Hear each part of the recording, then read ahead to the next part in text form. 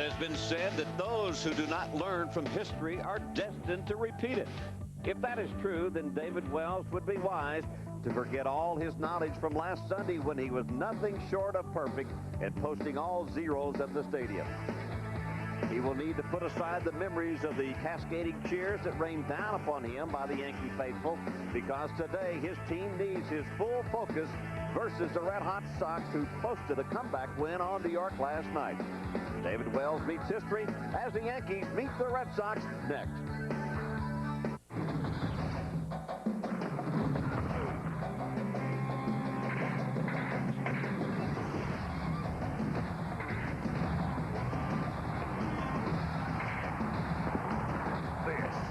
New York Yankees baseball, live on the WB11.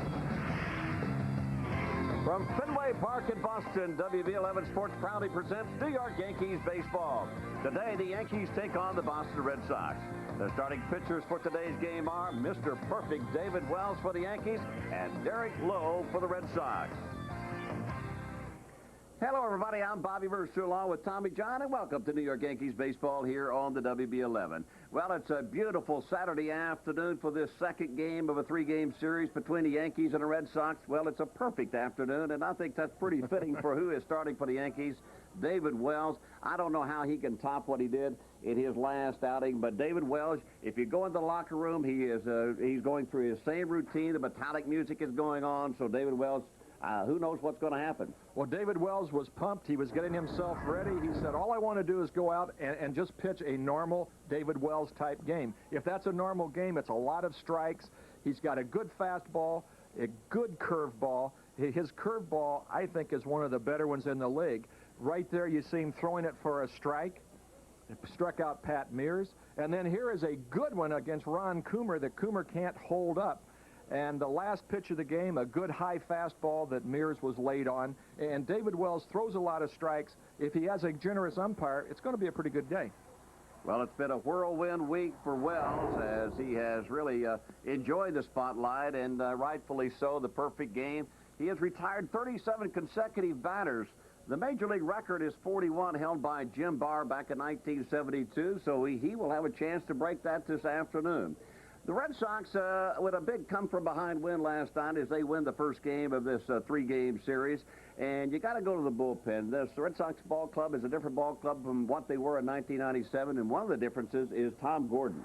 Well, they turned it over to Tom Gordon about the middle part of last year, and he has been outstanding out of the bullpen. He has a good fastball, but his curveball makes everything better. And you see right there, he jammed Bernie Williams with the fastball, and here he throws the fastball right on by Darryl Strawberry. And the curveball is just awesome. It's the old 12-6 downer curveball, and that's the last out of the game. And as long as he's out there, the Red Sox are tough. And as you can see, the crowd was pumped up last night in one of the oldest and biggest rivalries, the Yankees and the Red Sox. And the flash attack, he is known as Flash Gordon. Last night, as we saw, 1 1/3 innings pitched, no hits, and he struck out 2 with that devastating curveball. We're going to have all the action. David Wells, Mr. Perfect, coming up right here on the WB11. Please stay with us.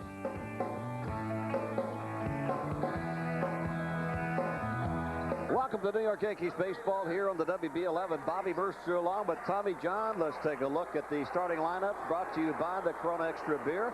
Corona Extra, change your whole attitude. Knobloch, Jeter, O'Neill, Williams, Strawberry, Curtis, Posada, Brocious, Swaim. The name that's missing is Tino Martinez. He was in the original lineup and was scratched just moments ago.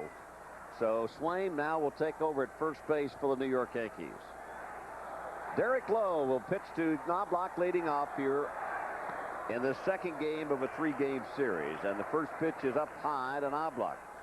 Knobloch, a .253 hitter, 2 home runs, 10 RBIs.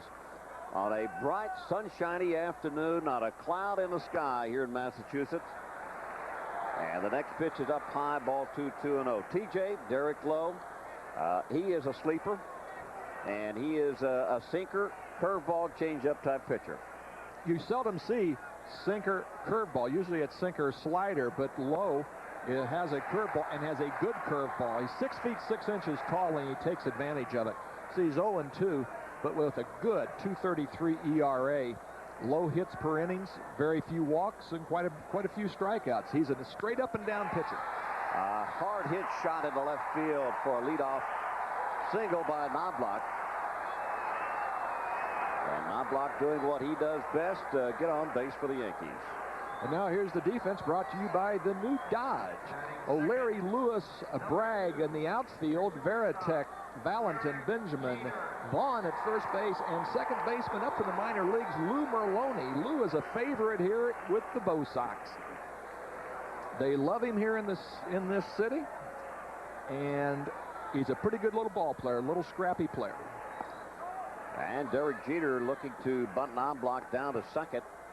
That pitch is on the outside corner for a called strike. Jeter, his 15-game hitting streak stopped a couple of nights ago. He took an 0 for last night. His average still up to 330, 7 home runs, 28 RBIs.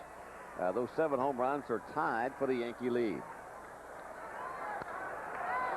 This could be 2. Valentin to Merlone for 1, and he throws it over the head of Vaughn. And give Chuck Knobloch a lot of credit in breaking that double play up. I mean, he really banged into Merlone down at second base.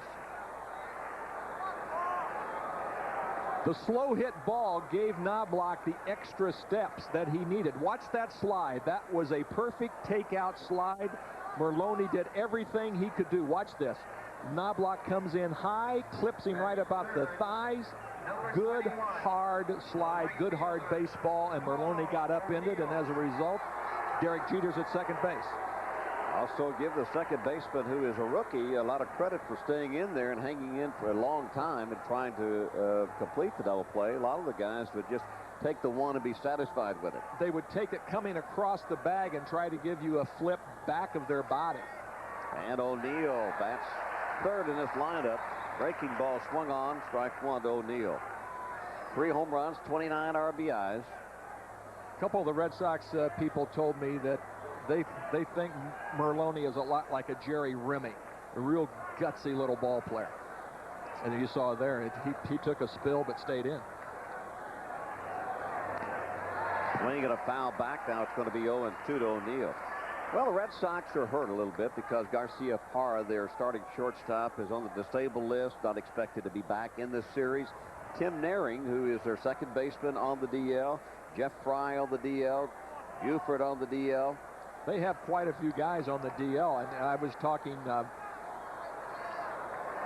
Joe Kerrigan. I said, what would you guys be if you had your whole complement of players? And he said, I'll tell you, Tommy, we'd be a whole lot better.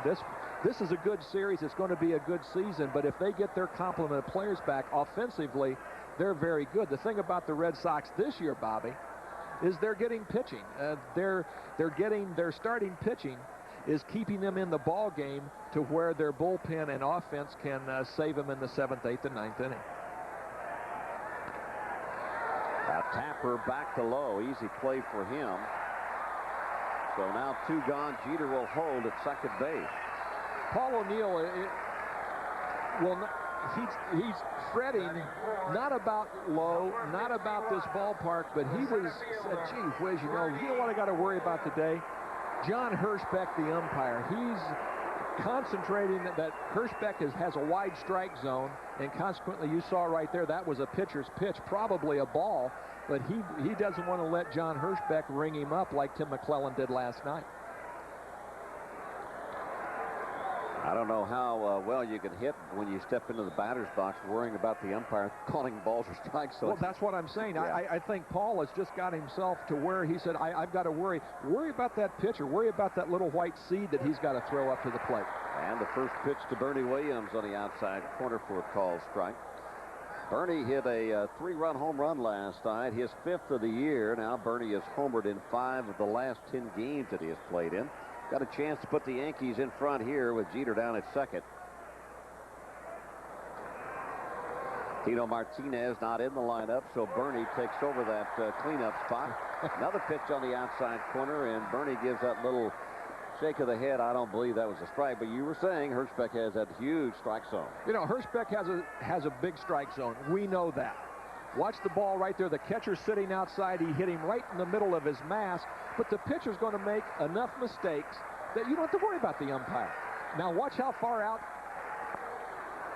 Varitek, actually, Derek Lowe made a bad pitch. Varitek was sitting so far outside that had he hit Varitek, the ball would have been a foot outside. Lowe makes a mistake. Don't worry about John Hirschbeck. The pitcher will make more mistakes than John Hirschbeck will call wide strikes. 1-2 count to Williams. And the curveball swung on and missed, strike 3.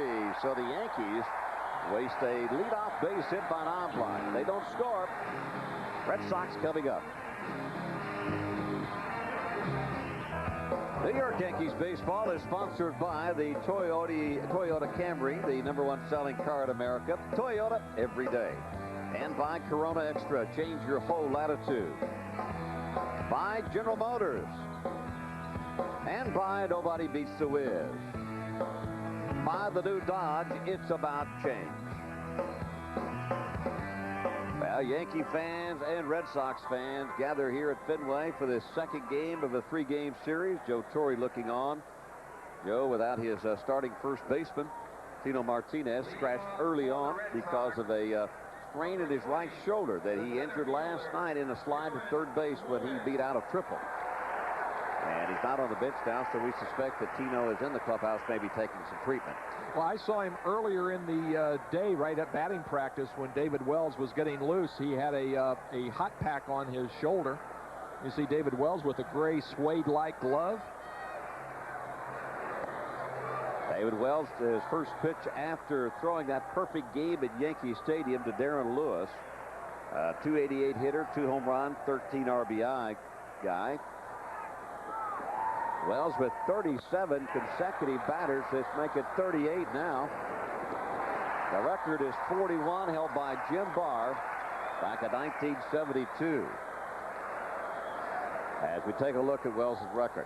Wells 5-1, 4.45 ERA. This is his 10th start. 60 2/3 innings pitched. Look at that, 48 hits. But then when you pitch a no-hitter, that will do that. 14 walks, 51 strikeouts.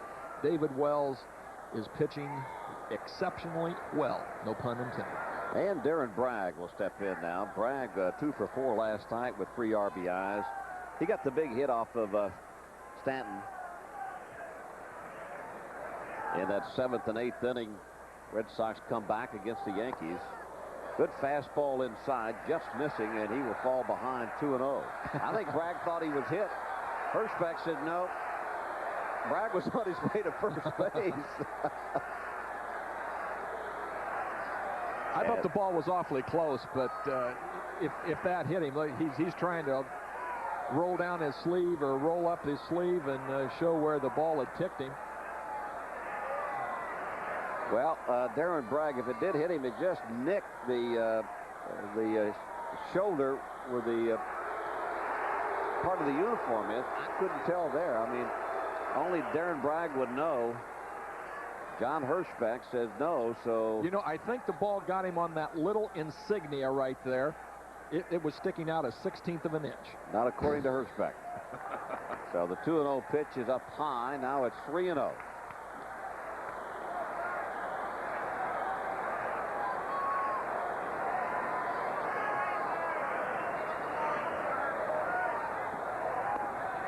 And a 3-1-3-0 pitch in there for a 3-1 count out of Bragg. Bragg from Waterbury, Connecticut. He attended a New England prep school where he was a football player, and a pretty darn good one. And that's a good fastball swung on to miss. Now it's 3-2. So a lot of history following Darren Bragg being in this area and being a Red Sox fan. Kind of hard to tell, you know, in the Connecticut area, Red Sox or Yankees. That's a pretty thin line you can walk. Popped him up.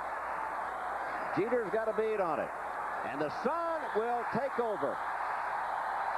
We mentioned the high sky, no clouds here, a bright sunshiny day, and Jeter could not pick it up. It obviously was in the sun, and that will break the consecutive streak for David Wells. Just a routine fly ball. And the elements of the day takes over. Well, you see, Derek Jeter has his glove up, shielding his eyes, and then he turns away. Chad Curtis told him after the play, if you can't see it, wave me off because I had the ball all the way. Wave me off so I know that you don't have it. And Mo Vaughn now will step in. Obviously, that's a base hit, so the consecutive streak is gone at 38. On what was a routine fly ball, but you see that happen. Well, the odds on David Wells pitching 2 consecutive perfect games was $2 billion to 1, and Bobby and I took $5 on that.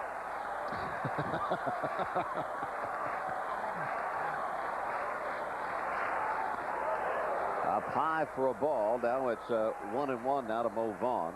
You know, well, I'm talking about the consecutive batter in a row. Start it over again. You just hate for it to end with something like that. You'd like to see a solid base hit to take that consecutive streak away. But nevertheless, that's baseball. The no-hitter is gone. The consecutive streak is gone.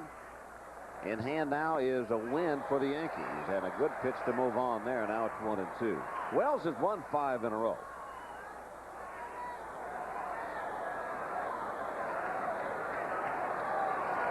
He celebrated his 35th birthday last Wednesday, May the 20th. Making his 10th start this year. The only thing, if you go with stats, he does not pitch well here at Fenway. And he should, because he can throw the ball away. He has a good curveball. And this ballpark, again, like I said last night, you've got to pitch the same way here as you do in Yankee Stadium or you do in Camden Yards. I would hate to pitch in Camden Yards. I think that's a bandbox compared to this. This ballpark has a short left field, but still the 37-foot wall will keep some balls in play. Bragg will take off. He got a big jump. Posada's throw is high, and by the time Jeter gets the tag down, it's a stolen base for Bragg. His second stolen base of 98. Red Sox ball club, not really a running ball club like the Yankees. Red Sox have never been a running ball club, but with the high leg kick, David Wells holds the ball pretty good. I mean, he'll hold you on first base, but what's the high leg kick? And a good base runner will go on first movement. And by first movement, as soon as he picks that right leg up, you take off. If the pitcher throws over to first base, you're dead. But chances are he won't, and you can get a good jump. Inside corner, strike 3 as Vaughn just looks at it. Hirschbeck brings him up. 2 gone here at the bottom of the first. David Wells' curveball is better than what a lot of people think. Mo Vaughn gave up on that curveball, and it just kept biting, Posada caught it a little far back to make it look like it was a better pitch. Good pitch right there. Good, hard curveball. 38 consecutive batters retired. That's a new American League record. The Major League record is held by Mr. Mercer's ex-teammate, Jim Bard, 41. In San Francisco. Jimmy Leyritz, the former Yankee designated hitter, takes one outside for a ball.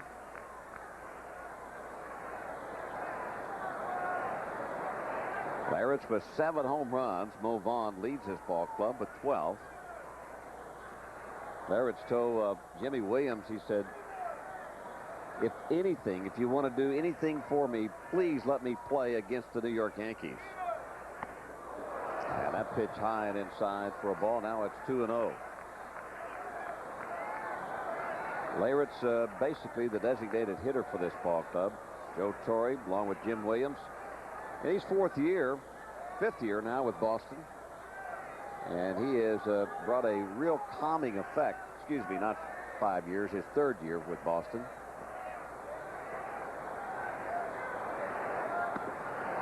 And now Wells has fallen behind 3-0. That's the 2nd time in this inning that he has fallen behind a batter, 3-0.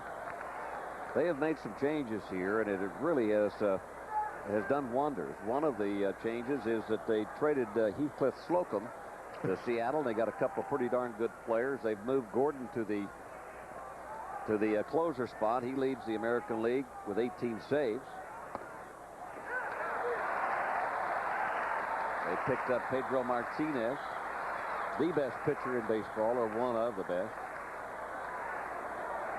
We'll take a look at our Corona Extra lineup for the Red Sox. O'Leary coming to the plate now, followed by Valentin, Benjamin, Varitek, and Merlani.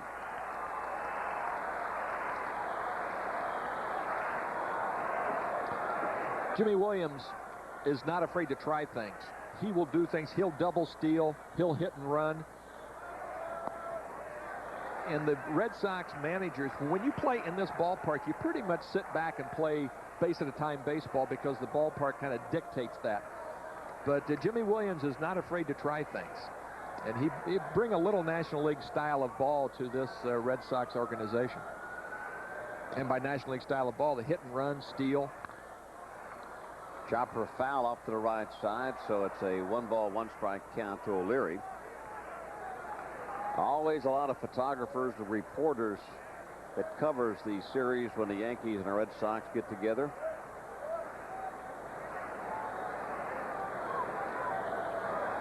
Two men on, two men out for Boston here in the bottom of the first. No score between the Yanks and Red Sox.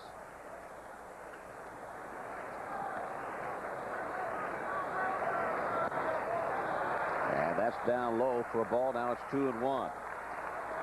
Here's the defense brought to you by the new Dodge. Curtis Williams O'Neill across the outfield. Posada, Brocious, Jeter, Knobloch, and Dale Swain playing first base in place of that young man right there, Tino Martinez. Swain did a good job last time he took over for Tino. See if he can do it again. Outside, ball 3, 3-1. So David Wells has fallen behind another Red Sox hitter.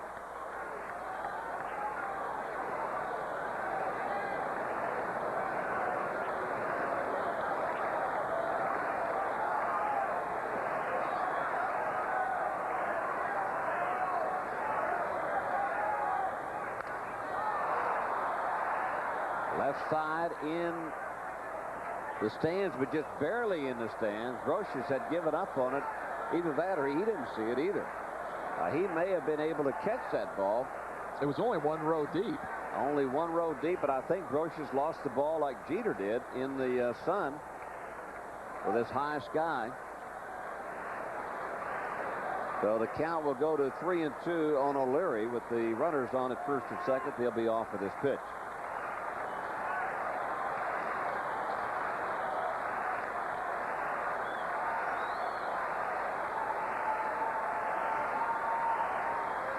Runners take off, and the pitch is lofted into shallow left field. And moving over is Williams, waving off Curtis, so no damage done here in the bottom of the first. Wells loses his consecutive game, but the Yankees and the Red Sox still scoreless. Back at Fenway, no score. Yankees coming up here in the second. And Wells, after the first inning,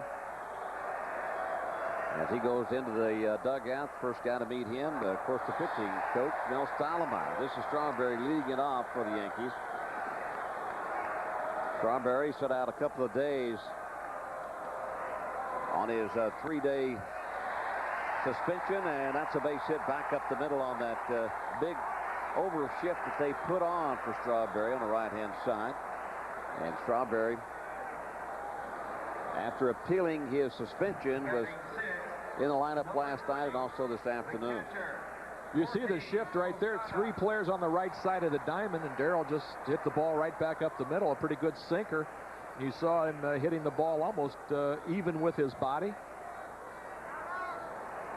But you've got to stay in on the sinker. If you pull off of it, boy, you'll hit ground balls to the second baseman, or actually to the shortstop, playing where the second baseman would be playing all the time. And like in the first inning, the Yankees with their leadoff man on, and Strawberry, here he goes. So finally the Yankees pick up a stolen base. Strawberry number 5. And number 53 on the year for the Yankees. Varitek last night cut down a couple of Yanks. You saw Strawberry having his feet moving right there. Went the same way Bragg did. First movement. Took a young pitcher, a young catcher, didn't check him, an old man at first base, and he took off. And the ball will get away from Varitek.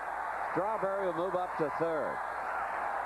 So Posada will get a chance to hit at a 2-0 count. Nobody on, nobody out, and a man on at third.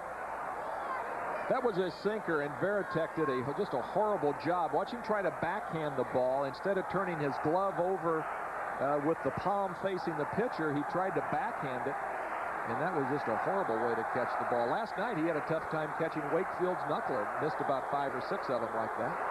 Along with Merlani at second base, Varitek, Jason Varitek, a rookie in this lineup.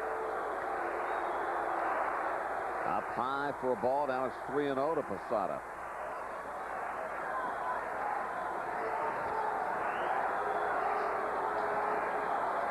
Good numbers. That's not Chad Curtis. That's Posada. But Posada has good numbers. And Joe Torre gave him the green light on 3-0. And all Jorge Posada has to do is just put the ball in play. Any place. Third base. The only place you don't want to hit is back to the pitcher. The Red Sox infield is giving them the out for the run. Up high, ball 4, so the Yankees have their first 2 men on here in the second inning. That'll bring up Chad Curtis.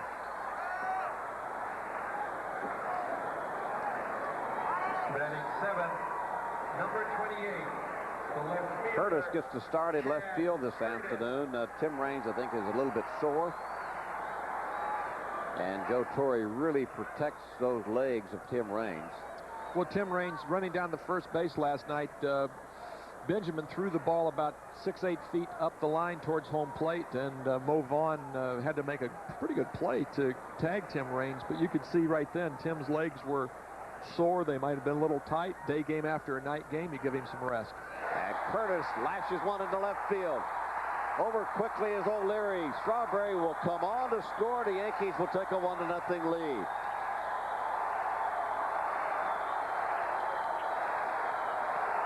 .25 RBIs now for Curtis. First pitch he saw was a hanging curveball right there. You saw the ball about belt high or a little above, and that's not where you want to throw a curveball. Chad Curtis jumped all over it. And you should. Hanging curveballs, that's turnpike distance right there when you get there. You see Joe Kerrigan talking to his young pitcher, Derek Lowe. I'm sure he's telling him, hey, settle down, pitch like you can. They really liked Derek Lowe. They thought that was a great pickup. A trade of Slocum for Varitek would have been a very good pickup, and they must have caught Woody Woodward on one of his days when maybe he wasn't thinking too clearly, but they threw in a 6'6" pitcher with good stuff for Heathcliff Slocum. And Scott Brocious steps in.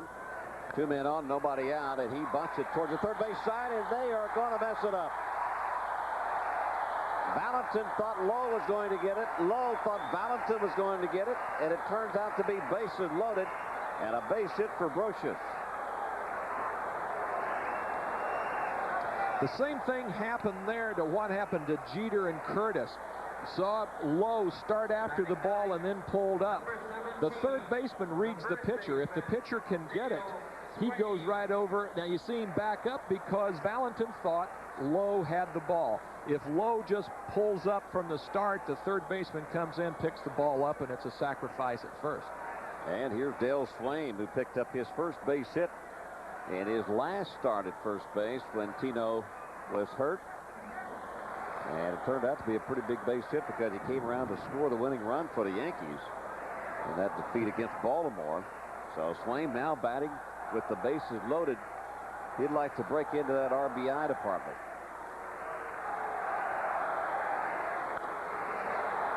That'll be foul off to the left side.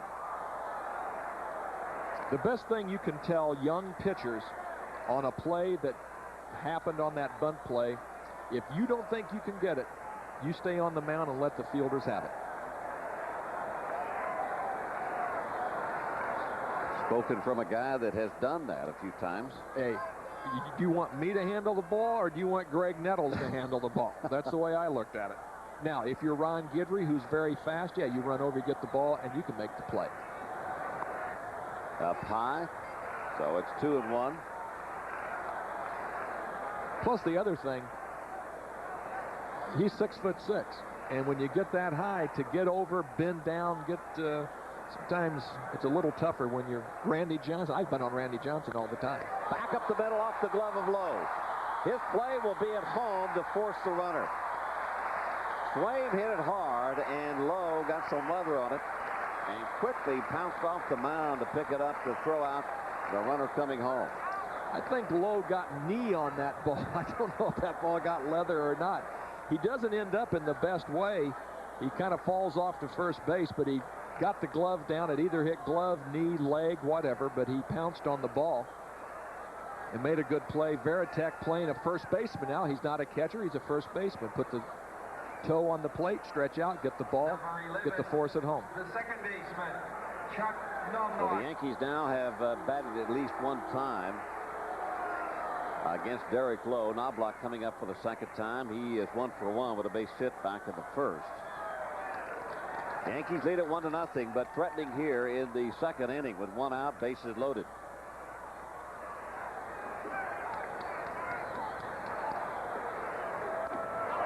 That almost hit him inside. That got his insignia also. You have the bases loaded, and the ball's back to the pitcher. Watch Posada. He kind of holds up, and then he comes on. When that ball's hit, you've got to take off. Now, you aren't going to score, but you might. It might be a shade closer where you can slide and upend him, maybe cause him to drop the ball or whatever. But when the ball, you have the bases loaded and the ball's hit on the ground, Bob, you got to take off. 2 balls, no strikes to Knobloch.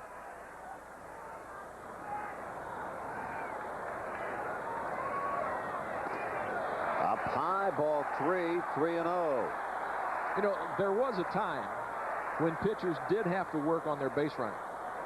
And that's one of the things we used to do when I was with the White Sox. Every spring training, Bobby, we had to go out with our coaches and work on base running, work on getting leads, work on the walking step or walking lead at third base. Knobloch is taking all away, and it's in for a called strike. John Wasden is warming up now for the Red Sox in their bullpen. Another young right-hander. Good stuff. I saw him pitch at Florida State. Good arm.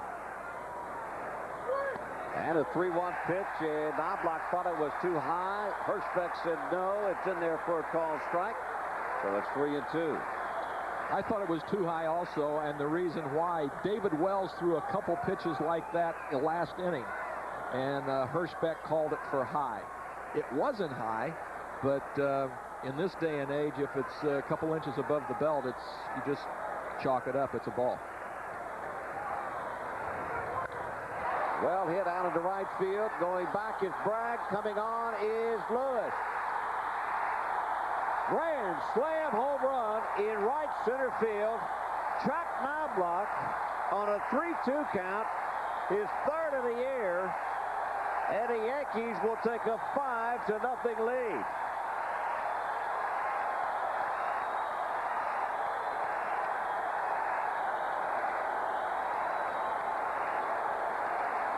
Bobby, when Chuck Knobloch hit the ball, just watching it off the bat on our monitors and then following the fly to the ball, I just thought it was a fly ball to right field. And that ball kept carrying, but you see the wind. The wind just carried that ball right on out into the Red Sox bullpen. And Darren Bragg had a beat on it, and then he kept drifting and drifting. You see the flag there blowing. That's blowing from left field out to right field. I'll tell you what, the flags that they really look at here at Fenway is the one up above the press box, the one that is the highest. Let's take another look at it. He gets it in the air into right center field, and Bragg and Lewis just run out of room. That's one of the deepest parts of this ballpark, too, is where Chuck Knobloch took his grand slam, put the Yankees in front 5-0. Sure, that'll bring a smile to anybody's face. And a tough day for Derek Lowe, as we've got a pitching change. John Wasden now will come in the second inning with only 1 out. Chuck Knobloch didn't want that walk on the pitch before. He wanted to take one more swing, and that, I can't tell you how many times I've seen him hit that ball to right center field like that with authority. That's his power alley. He hits that ball with authority to right center. Well, I mean, he wasn't happy with Hirschbeck's 3-1 call, but I think he's happy now that Hirschbeck called it a strike. Well, he gave him a chance to swing the bat. And, you know, yeah, he would have taken the walk and the RBI, but, you know, that might be the Bernie Williams home run that Bernie got to get him going, because Chuck Knobloch has got good power to right center and to left center. Well, his average is beginning to inch up a bit. And certainly those home runs and RBIs are something the Yankees and Knobloch likes to see. This is John Wasden making his 15th appearance for the Red Sox early on. A lot of hits per innings pitched, very few walks, 13 strikeouts. You know, you're a strikeout pitcher in college because he had a good breaking ball. When you get to the big leagues, that breaking ball doesn't fool that many hitters, and the pitcher has to throw his fastball, and you got to pitch out in front. I want to remind everybody you can catch all the action when the Red Sox come to the stadium for 4 games starting on Thursday, May the 28th, and Friday, May the 29th. Both of those games will start at 7:30. Then Saturday, May the 30th at 1 o'clock, and then Sunday, May the 31st at 1:30. On Sunday the 31st, all fans will receive a Yankee cap, compliments of Dime Savings Bank. Tickets are available now at the stadium through Ticketmaster and the Yankee Clubhouse store. That should be a big weekend when the Mo Sox invade Yankee Stadium. Well, that loss last night just added maybe 6,000 to 8,000 more people coming out to the game. 4 games, there should be 200,000 people there. And Derek Jeter greets Wasden's first pitch with a base hit into left field. That's the thing about this Yankee ball club, that all of the teams in the American League are very much aware of, is that they are a ball club that never gives up. They're a ball club that puts the ball in play. They don't strike out that much. And there's nobody that you can actually pitch around in this lineup. Well, you can pitch around, but you got about 7 guys that you got to get to get to the guy that you got to pitch around. Nobody that you want to pitch around. That's exactly right. You know, you say, well, I've got Knobloch. He's not hitting too good. Oh, my heavens, Derek Jeter's got 7 home runs. Whoo, I got by him. Oh, Paul O'Neill's up. And it's a lineup, and when they get their full complement, and you look on the bench, and then you pull a Tim Raines or a Strawberry off the bench to pinch hit. My heavens, it's just a juggernaut. Paul O'Neill, the batter. And, of course, Wasden will have to hold Jeter close at first base. Jeter with 11 stolen bases. And the Yankees have come out early and making a statement to the Red Sox here in the second game of the 3-game series.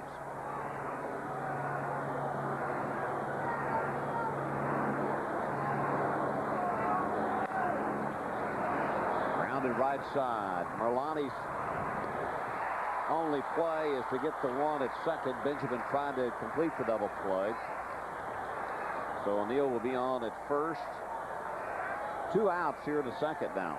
You see Merlani doing the reverse pivot there, getting himself threw the ball pretty hard to Benjamin. Benjamin, a good relay back to first base, but just a little bit too far to travel. The ball had to be in the air, and Paul O'Neill hustling all the way beat it out. Keeps the inning open, gives Bernie Williams a shot at John Wasden. And the Yankees have batted around now that Bernie steps in. The Yankees now this year have batted around 10 times in a game.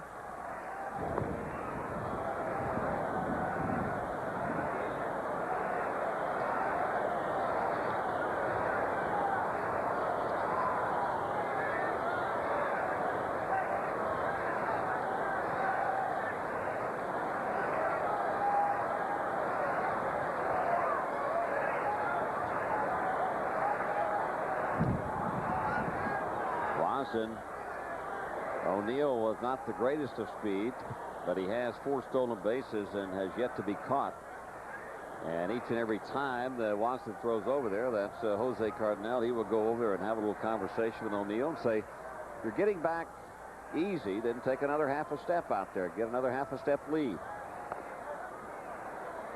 I think John Wasden and the Red Sox are worried about the wrong base runner.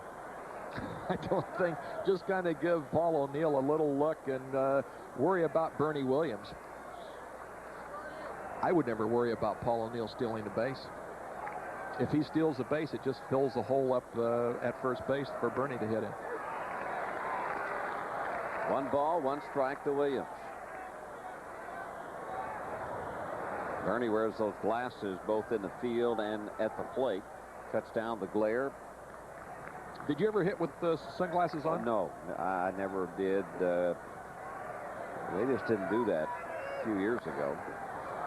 Swung on and fouled back over the Yankee dugout. You know, I tried to do that. You know, Boggs has been doing it for quite some time, and I put in an old timers game. I thought I would try it. Okay, I couldn't see a lick. I was scared to death to walk to the plate. I mean, you really got to take some time to get used to wearing those glasses at the plate. But you see a lot of guys that do them now. Well, the old days, you know, guys used to have the flip-down sunglasses in the outfield. Now they just wear them like Bernie has right there. They just wear them out into the field and back. Just the designer sunglasses that you put on and you wear 24 hours a day. You know, I can see on a real cloudy day where you put the shooter's glasses on, either the amber-colored or the yellow to lighten them up. There's the old glasses, the old, see the elastic going around the hat. Wasden tried inside on Williams.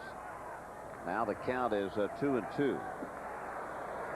The Red Sox really like Varitek. They like him because obviously he's a good young hitter. He's a switch hitter, but he's a leader in the clubhouse. A young kid that's a leader. He's a take charge. He's an upbeat guy. He's got some fire. He's got some get up and go, and they like that, especially out of a catcher.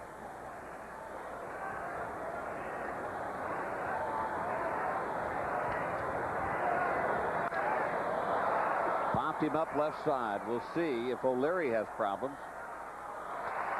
He doesn't.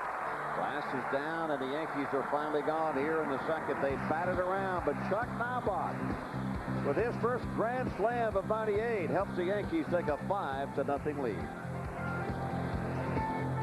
Back at Fenway, and the Yankees lead at 5-0 with the Red Sox coming to bat here in the second. Let's check the upcoming telecast, brought to you by Ford. Expect more, get more. Let your Tri-State quality Ford dealers show you why there's more to afford. And tomorrow afternoon, the Yankees and the Red Sox conclude this 3-game series. It will be televised on MSG, and then they will move on to Chicago to take on the Chicago White Sox, Albert Bell and company, Monday at 7 p.m., Tuesday and Wednesday, both 8 o'clock starts. And then the next game on the WB11, Thursday, back in New York at Yankee Stadium at 7:30. Red Sox invade Yankee Stadium. We'll have it for you right here on the WB11. 23 pitches for Wells, TJ, in the first inning,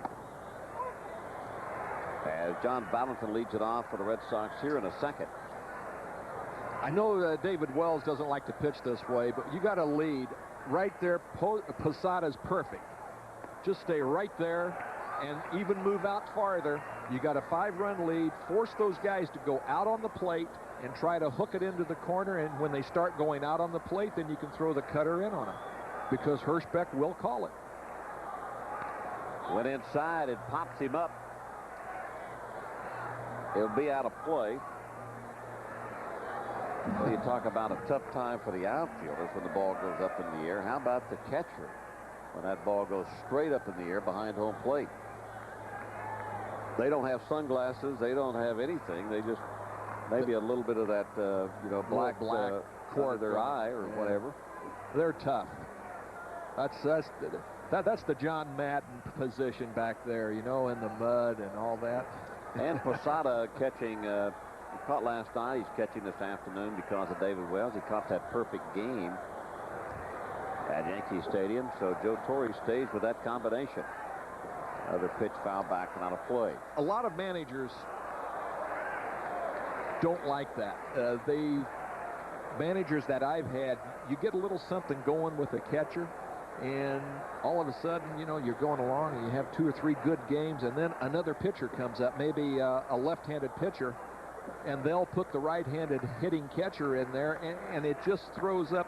Not so much you should be able to pitch to anybody, but you just have a little confidence that you've pitched well 2, 3, 4 games with one catcher. You just kind of like keep it going. Joe Torre understands that.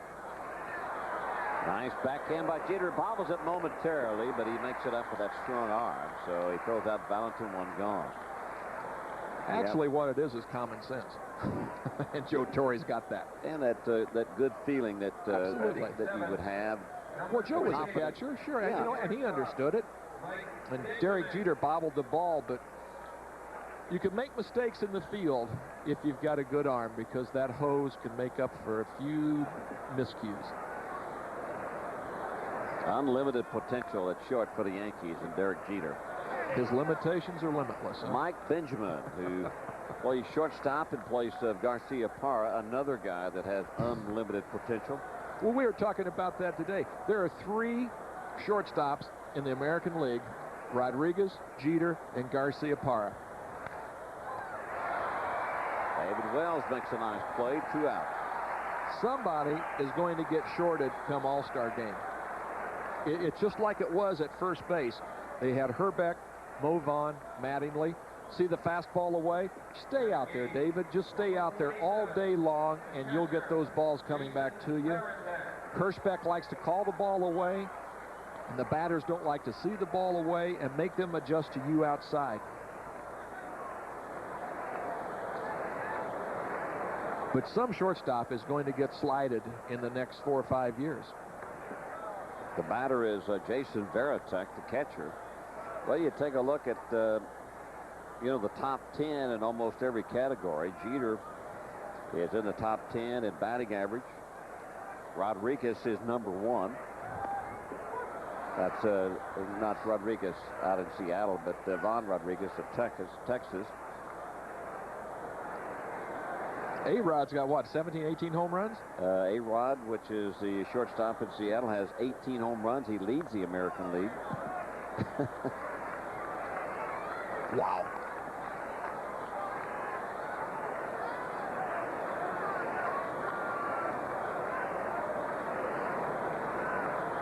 So the future is bright in the American League at the shortstop position with those 3 guys. Good curveball swung on and missed, strike 3. So a little bit of a tough inning for Wells in the first inning, but he mows the Red Sox down here in the second. 1, 2, 3. Yankees lead at 5-0. New York Yankees baseball is sponsored by Jeep, the most awarded brand of 4x4s on earth. Well, you get somewhat of a view of what the left fielder sees here at Fenway with the Yankees in front 5-0. A difficult field to play, like in old Yankee Stadium. Left field in old Yankee Stadium was a difficult field to play.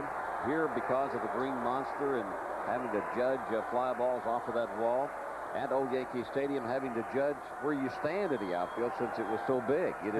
Sometimes you'd be too short, and most of the time you were too deep.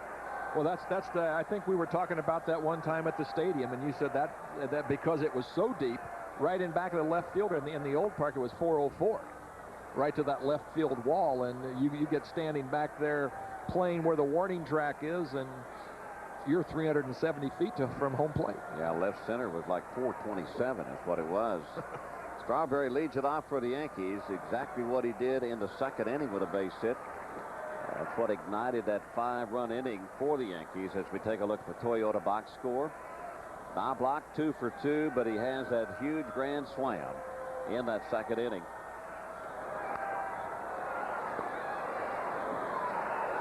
As always, when Strawberry walks to the plate here against the Red Sox, they put the Ted Williams shift on him. You can see the three guys on the right side, and that third baseman. Look where the third baseman is. He's playing shortstop. The third baseman is over farther now than he was in the first inning, and Strawberry hit the ball up the middle. They've taken that hole away from him. they've taken the ball up the middle away from him by the third baseman, but you didn't need it because John Hirschbeck called him out on a low curveball check swing. Strawberry tried to check his swing. I don't think he did. Well, they appealed to McClellan. Whoa, yes he did. Well, it looked like he went a little bit too far. McClellan will ring him up after the appeal. And that's all you got to see. The right hand's up. Tim McClellan hands on his hips.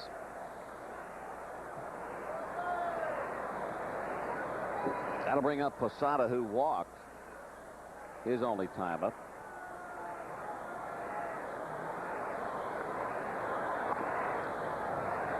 Derek Lowe started for the Red Sox, and he has now been relieved by John Wasden out of the bullpen.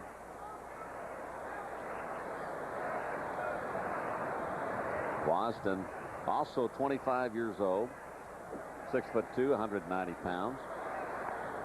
He was a guy that was a part of that Jose Canseco trade. #1 pick.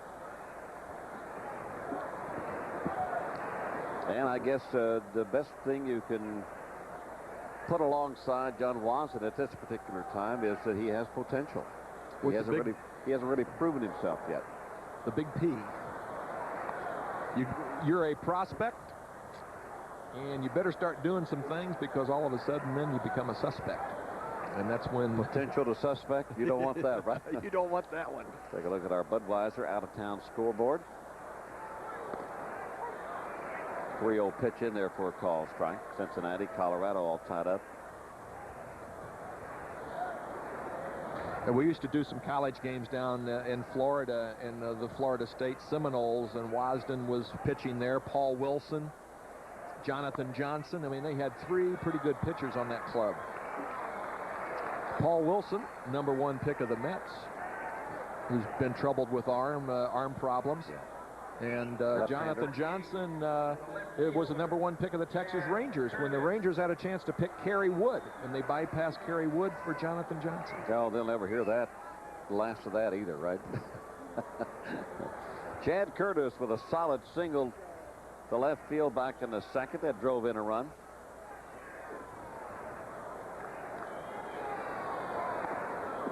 Well, you can't go wrong if you're Joe Torre. When you make out the lineup card every day. Well, who do I want to put in left field? Tim Raines? Okay, he's Curtis, Raines, Strawberry. They had a battle in spring training to see who was going to start in left field. And I don't think there was a loser in the crowd. I think they all won. Biggest part of that, TJ, in my opinion, when you have three guys that are battling for a job, once it has been settled that they all understand and now they just know what their job is, and they go along and don't gripe about it and don't think that they're getting the short end of the stick. Of all that battle, the one that I did not go to spring training, but I followed it, the one I was glad to see come out still in there is this young man hitting right here, because here's a guy that just battles and battles and battles. And tough man right there to unseat Tim Raines, a good speed switch hitter, but boy, I tell you, Chad Curtis is a bulldog.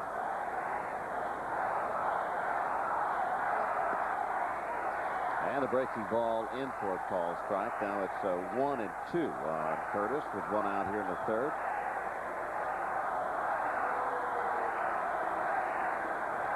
Well, the crowd is chanting something here at Fenway. I can't quite make it out up here.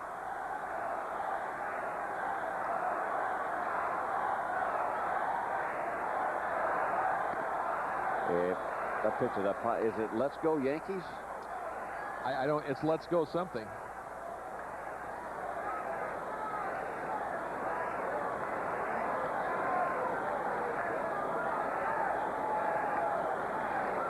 All the years that I have been coming to Fenway and have been a part of this rivalry, knowing this ballpark, you can never have enough runs. No. Never have enough runs. Like the Yankees last night, cruising along with a 4-0 lead, and then it's 4-1. Then next thing you know, At the end of one inning, it's 5-4 Red Sox. You know, the wind, we commented the wind blowing in. I cannot remember, of all the years I played here. Jammed him and sends it out into shallow right field. Coming on is Bragg. He won't get there.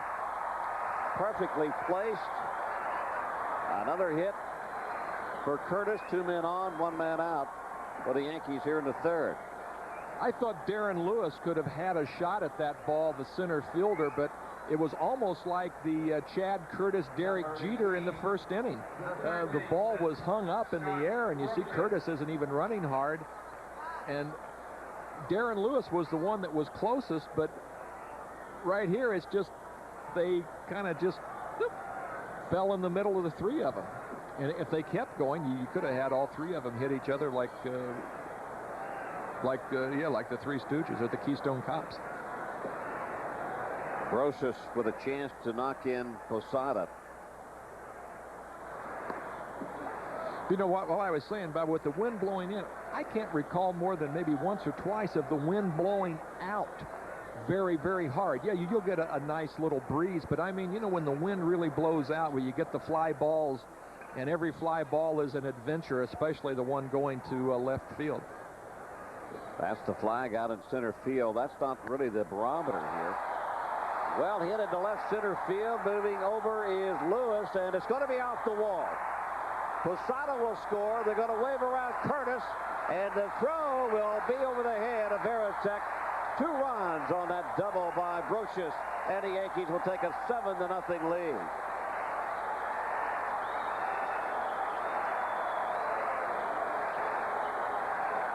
We were talking about the wind blowing in. That ball was hit hard enough for the ball to get out of here with no wind. But the ball got caught up in the air. Brocious got a good swing at that, good extension. And Darren Lewis played that. See how far back he was?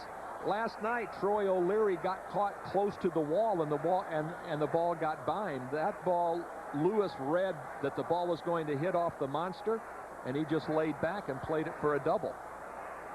And Chad Curtis had the chance to slide.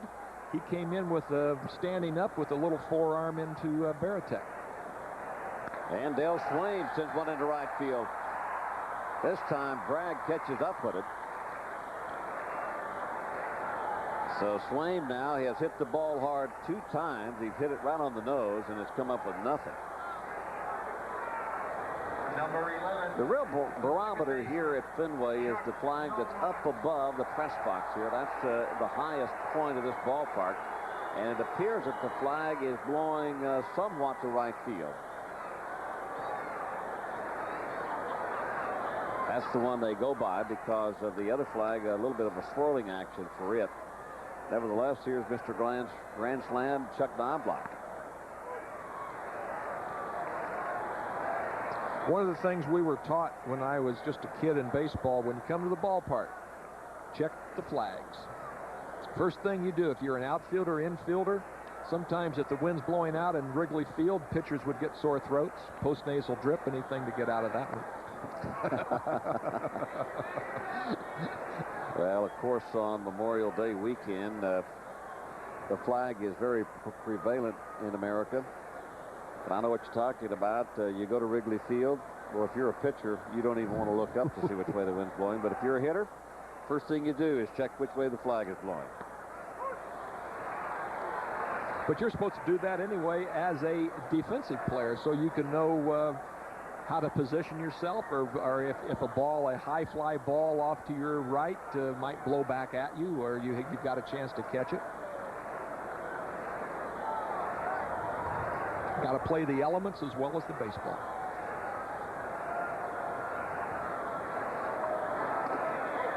Inside corner, strike 3. So Knobloch is gone. You can't believe the call from Hirschbeck. But the Red Sox can believe that the Yankees pick up 2 more. They now lead it 7-0.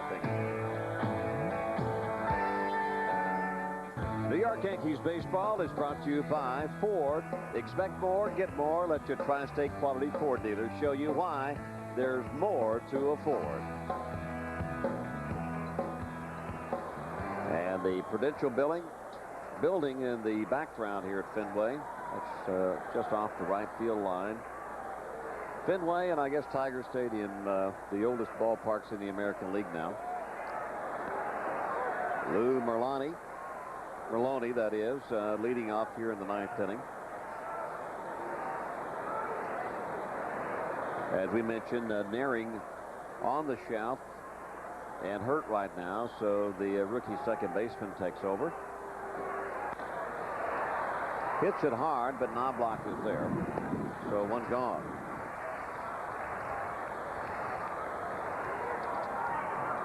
Pedro Martinez. Now the Yankees, you talk about living a charmed life. They missed Martinez in this series. They've missed Randy Johnson the last 3 years.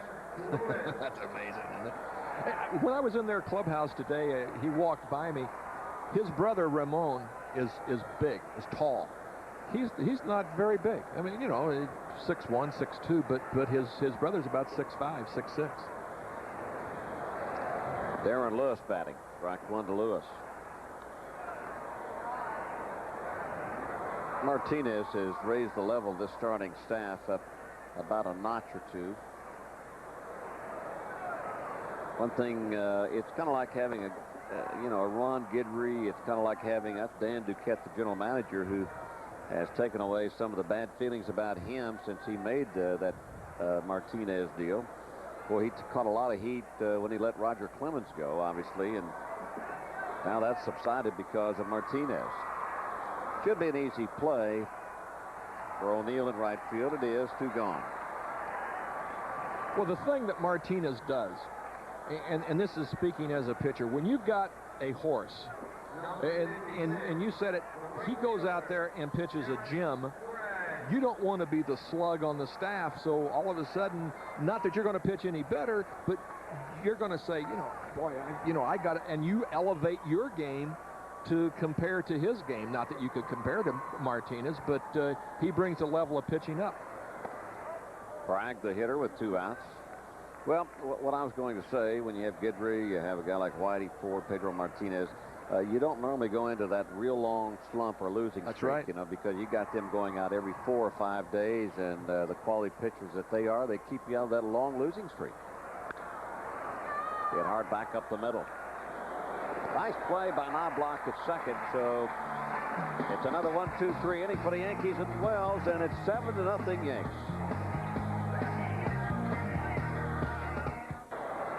Back at Fenway, top of the 4th, Yankees in front 7-0. And Wasden's first pitch to Jeter in for a called strike. Jeter 1 for 2 this afternoon.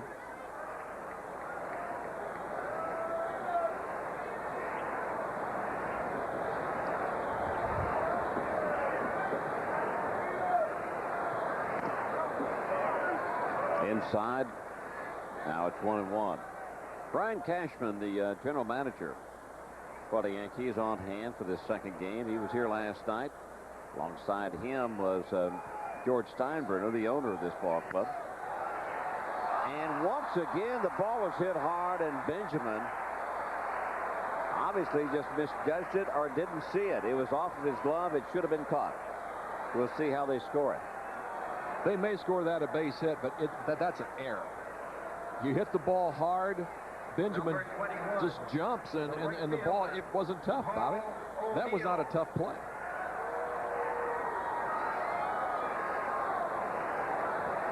I think that they are going to score that an E6.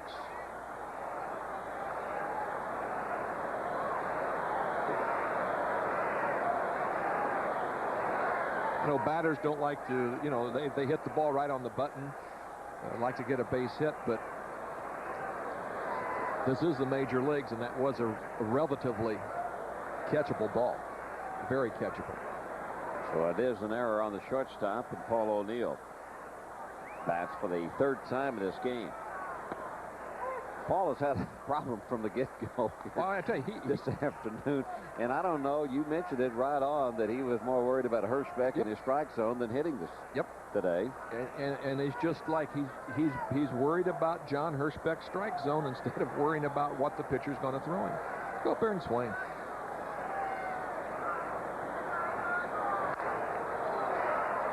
Pops it up left side. And Valentin will watch the ball come back. It was way back in the stands with the wind blowing from left to right. Brings it back, and so there's one gone. O'Neill thought it was way back in the stands here. It's hard to foul out because there's not a whole lot of foul territory. That ball was, you see Valentin going right to the wall like you're supposed to, and then coming in. He's looking to see how far over he's going to get. He doesn't have to worry about that. He has to worry about coming in and catching it. And Paul O'Neill sitting there, that ball was probably 10 or 15 rows into the stands, and the wind blew it back onto the field. Not only does he have to worry about John Hirschbeck, he's got to worry about the wind now. And Williams steps in. Williams 0 for 2. Good breaking ball. You know, Bernie batted right-handed against Tim Wakefield, the knuckleballer, right-handed knuckleballer.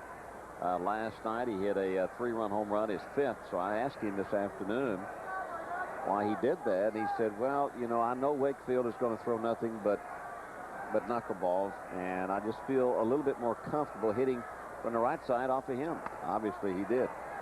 He said, now the other knuckleballers I like to turn around from the left side and hit against him. Candy, they'll throw more fastballs and a breaking ball, and I just seem to pick them up a little better.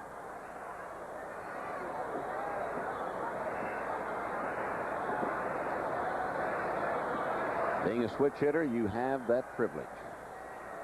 Boy, is that nice. Boy, that would have been real nice, especially when you had to face guys like Carlton, Mickey Lolich, Tommy John. Oh yeah, yeah. You Montoya. stayed up all night worried about getting off the.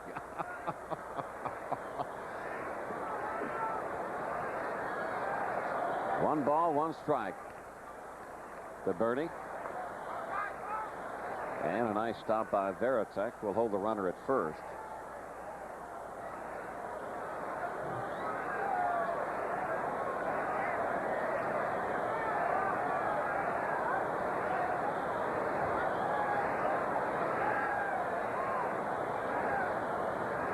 Bernie up close to that American League leaderboard in walks with 32.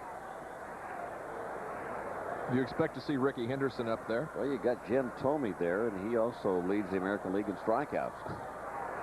So he's either walking or striking out.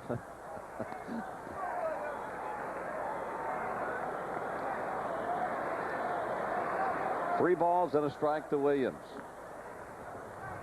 Boy, the crowd has really quietened down here at Fenway. You take a look up at the left-hand corner, it's 7-0 Yankees. It has a lot to do with it. Bernie will take off the 3-1 pitch. Hit high in the air left field. O'Leary over, Lewis over. He will try. It's off the wall. Jeter will have to hold at third. Jeter couldn't tell. He was watching the outfielders. He couldn't tell if it was going to be up off the wall or if the outfielders were going to be able to get underneath it. That's that problem we talked about, judging that fly ball in left field. Darren Lewis went right back to the wall thinking he may have a catch. You see him jump. And good teamwork right there that Troy O'Leary came over to back him up. And Derek Jeter has to hold up. What's he going to do? And he's just standing there watching, and then he sees the ball fall, and he took off for third base. And it's tough here. Not only is this a good offensive ballpark, but that wall can keep runs from scoring that normally wouldn't score, or that would score. And with one out, they will intentionally walk Strawberry to load the bases and pitch to Posada. Pretty impressive numbers for the bottom 5 in this order, starting with Strawberry in the game so far. This ball club 5 for 10, the bottom 5 with 3 walks. They've scored 6 runs already. That's why this lineup, Bobby, as a pitcher, it's so tough, because you get through the top 4 and you go, boy, you know, I've gotten through there, and then the bottom guys just come up and beat you with the stick. So bases loaded now for the Yankees.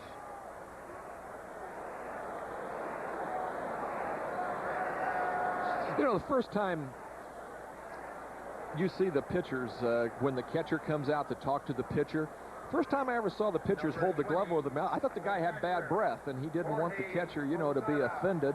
And I never put the glove over there. They're afraid that so somebody's going to pick up and read your lips. I never had much to say. Usually the coach was out there chewing your butt out, and you just said, yes, sir, I am. I realize I am. I should quit. Maybe you should have put that up there. The people probably thought you were a yes man. Posada swings and misses. I detect Jorge swinging a little bit too hard here in the last 3 or 4 games, and it looks like he's trying to lift the ball and hit it out of the ballpark. When you start to do that, what do you try and do? Just try to hit the ball the opposite way, stay in longer? Try to think about driving the ball up the middle, keeping that shoulder level, the lead shoulder level. What happens is when you begin to try to lift the ball, that back shoulder dips, and your head flies to the right, your hands come forward, and you really don't see the baseball that well because your eyes are moving about, they're moving about 5 or 6 inches.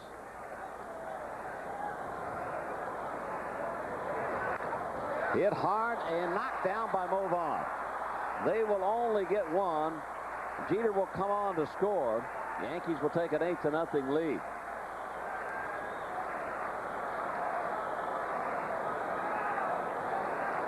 A hard hit ball by Jorge Posada. I mean, he scorches it. You look at that perfect swing, and that just handcuffed Big Mo. Mo Vaughn did the right thing. When he couldn't come up with it, he recovered. He's going to go home to cut the runner off at home, but when he did miss the ball, he went right to the only play he had. Get an out, gave up a run. So Curtis now will step in. Runners have moved up to second and third. And he pops it up. Veritek behind home plate, and he won't catch up with it. The bat boy interfered with him.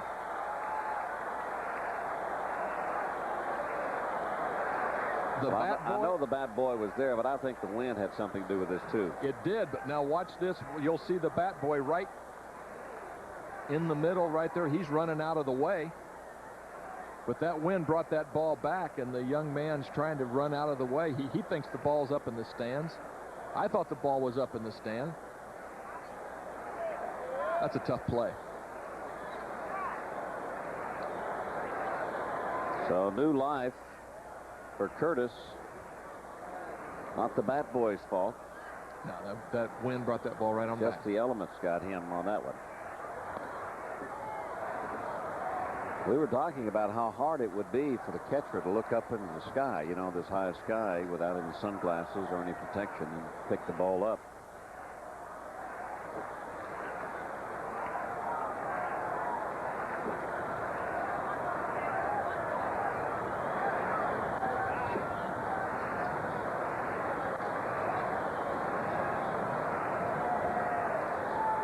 There for a while, Bobby, that the flag, now it's blowing kind of where it was from left to right, but it was blowing right out towards that Fleet sign. You can see right there, it's blowing dead out to right field.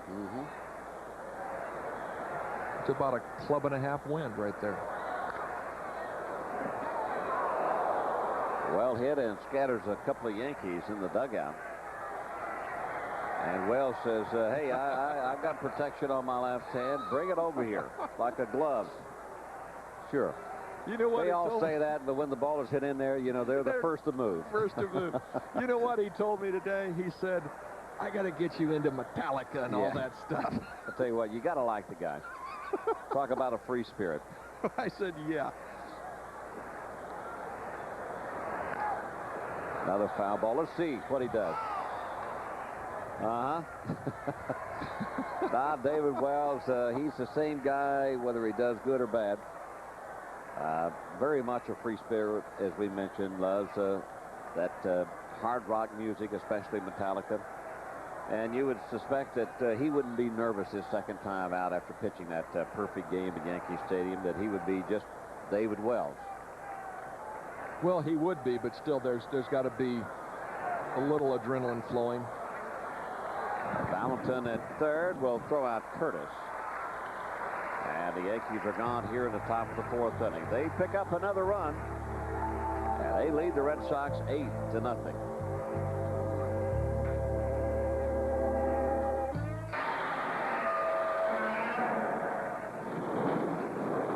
Get ready, because the original terror of Tokyo is about to wreak havoc on the WB11. That's right, it's Godzilla, and he's going to rip and roar, stomp and chomp through 16 fire-breathing hours of monster madness. The WB11's Godzilla-thon starts this afternoon. That's this afternoon at 5 o'clock right here on the WB11. And I cannot wait. How about you, TJ? The Godzilla-thon. We should do something like that to raise money for charity. Bottom of the 4th inning, Big Mo Vaughn takes a hack at a high fastball. You have a walk-a-thon and a read-a-thon, the Godzilla-thon. We've got one going on here on the WB11, starting at 5 o'clock. Mo struck out his only time at home plate. Fastball will back him away. Let's check out the batting leaders, brought to you by Nissan. Mo up with 12 home runs. And we mentioned Rodriguez, the shortstop at Seattle, leads it with 18. And followed by his teammate, Ken Griffey Jr.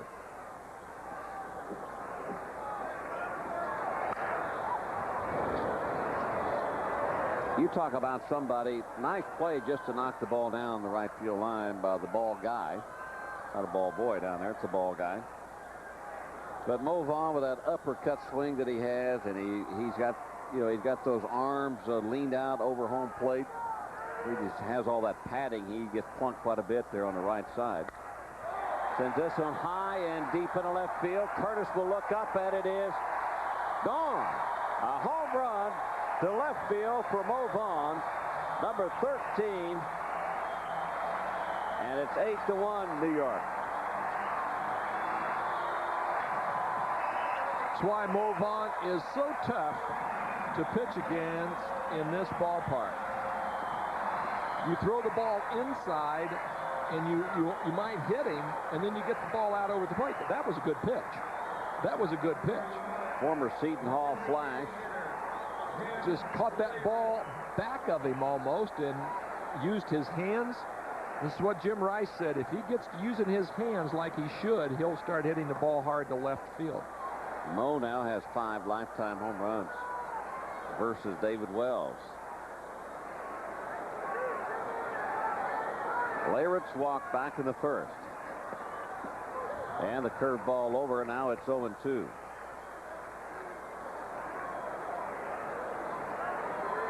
Well, what will the Red Sox do with Mo Vaughn? Will they sign him at the end of the year? That's the controversy here in Baltimore. Strike 3 with another curveball. Leyritz is gone.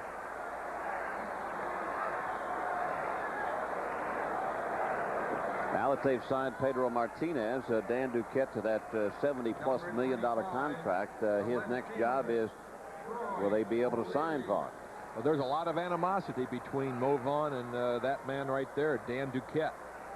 Mo wanted out of here because they let Clemens go, and he didn't think they were going to field a competent ball club. Now that they got a pretty good team on the field, maybe they can mend the bridges. But if not, I think you can look for him to end up in Baltimore. Troy O'Leary. And quickly in front of him, 0-2 count from Wells.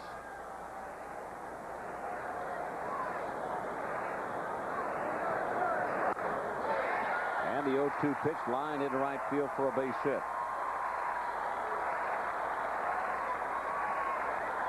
O'Leary, who got it started for the Red Sox last night with a leadoff home run in the 7th inning. It was just a hanger, wasn't it? Just a hanging curveball, 0-2, trying to throw the ball on the outside part of the plate. Posada moved outside. David Wells left it right down the middle. Middle. Belt high, middle of the plate.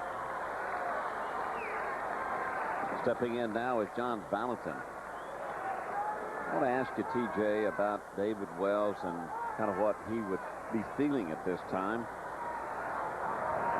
Talk about concentration and coming off that perfect game and the big high starting this game with a consecutive streak going for him. That's gone now. The Yankees had this huge lead, 8-1 early on. Is it going to be hard for him to keep his concentration? I don't think it will be, because he has there is a plastic beach ball out on the field. I thought it was my fastball fell out there, but the grounds crew comes, retrieves it. But no, he's got a good season going, and all that other stuff you never expect in your wildest dreams, but you do expect to win ball games every time out, and that's what you got to focus on.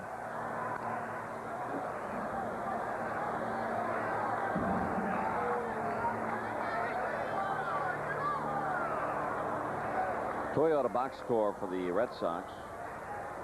Only 3 hits this afternoon, and that's 3 more than he gave up in his last start through 9 innings.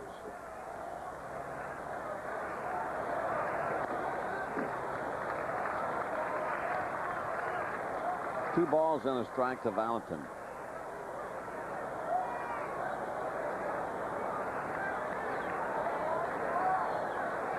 Valentin, the third baseman. I had a chance to talk to Rico Petrocelli this morning. He was doing a radio show. Visited with him a little bit. We talked about, some of the old rivalries that we enjoyed when we played. I remember Rico Petrocelli. I mean, a dead pull hitter. He used to just pepper that ball in left field here at Fenway. And then when he would come to Yankee Stadium, he'd hit them 420 and they'd be out. He had, as a right-handed hitter, Rico Petrocelli had the best swing for this ballpark. That little uppercut flick swing, kind of a right-handed Oscar Gamble swing. And it was perfect for this ballpark. It was just nice little fly ball, get out on the screen. He had 40, 41, 42 home runs in 1 year, and 3/4 of those were hit here at Fenway. Just wear that left field wall out. The thing I like about last night, disregarding scores or whatever, I walked back to the hotel. Now, I know I asked you if you wanted to walk back, but you said it was too far, but I walked back to the hotel. I heard the people were talking about baseball. They were talking about the Yankees and the Red Sox, and can the Sox sustain it? Can the Yankees this and that? It was so gratifying and uplifting to go all the way back to the hotel and see a lot of young people here at the ballpark talking about baseball. Well, hit into right field. O'Neill going back. O'Neill on a warning track, and he reaches up, and it's over his glove, and O'Neill bangs into the wall. And O'Neill could be hurt. It's a 2-run home run. And it's going to be an 8-3 Yankee lead as the ball continues to carry into right field here at Fenway. Now, is O'Neill all right?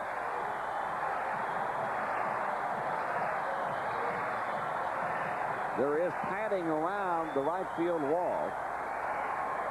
That was a good piece of hitting. The ball's on the outside corner. Valentin went out, lifted it, kind of like Knobloch did, and you see Paul went back and caught his ribs right on the corner of the padding. And that hurts. O'Neill appears to be all right. Mike Benjamin with the next batter. He hits the first pitch back to David Wells, so 2 gone now here in the 4th. Remember, we said you cannot get enough runs here at Fenway. And the Red Sox are battling back. That's something that they have done all year long. Come from behind to win ball games, such as they did last night. Jerry Remy and I were talking, and he said, Tommy, the reason we're battling back and the reason we're winning a lot of games in the 7th, 8th, and 9th innings is because our pitching is shutting people down. And in years gone by, that never happened. Once we got down and you got to the bullpen, it was even worse. There's Jerry Remy, second baseman for the old Bo Sox. Played all over.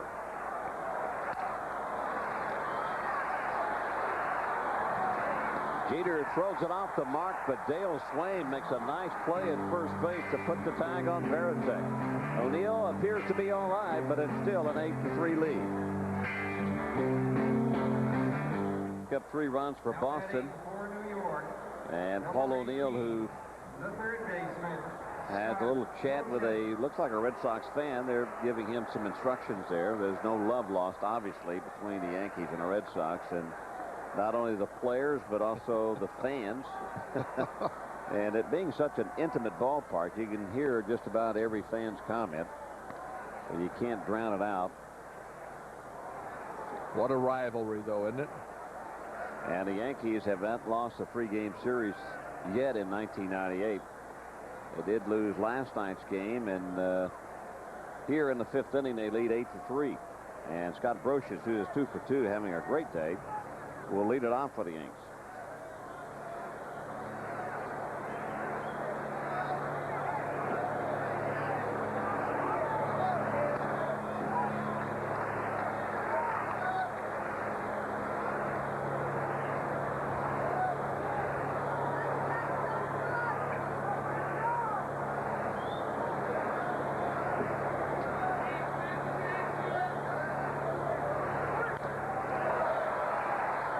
Brocious now 3 for 3 in this game.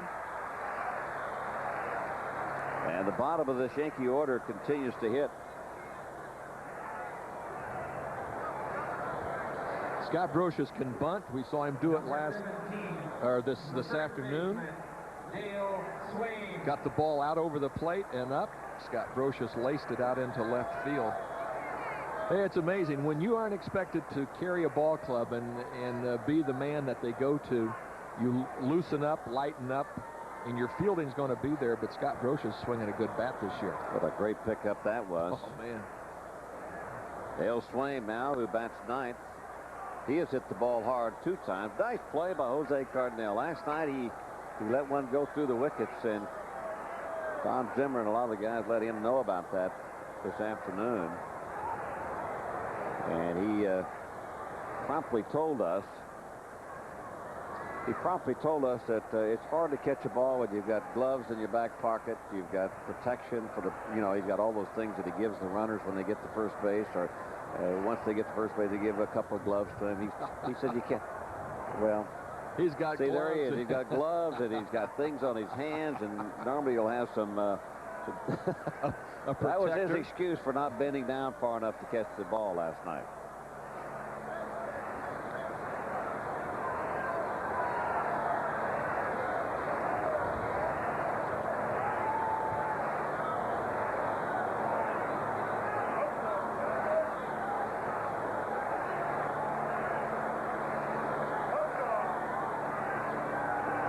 Will take off. The pitch is swung on, and Varitek's throw to second is not in time. The hit and run didn't work, but Brocious ends up at second. Hit and run, sinker down in the dirt. Varitek, not a bad throw. A little one hop to Benjamin. Brocious showing his speed, but he actually stole that ball, or that base on the pitcher. High leg kick. Wise didn't give him a good look. Inside, that'll leave the count up at 2-2. Rich Garza's now warming up. I think Garces and Mo Vaughn go to the same workout parlor.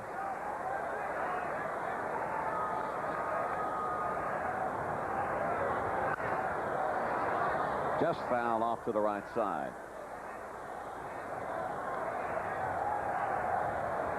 Dale Swaim is going to hit the ball to the right side. Nobody out. Brocious using his speed to get to second base. Dale Swaim, I think, is a good enough hitter, even with 2 strikes, that he can pull the ball to the right side to get Brocious over to third base for Knobloch.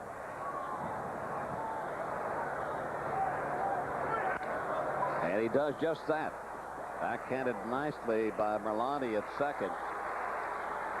Brocious moves to third, so Knobloch will have a chance to knock him in with 1 out. Number 11, the second baseman. In the second inning. Bases loaded.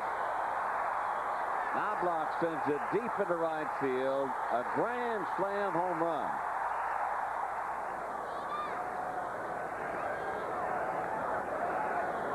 So Knobloch with 4 RBIs and a home run in the game. He is 2 for 3. He will have a chance to knock in another for the Yanks as the infield comes in now for the Boston Red Sox.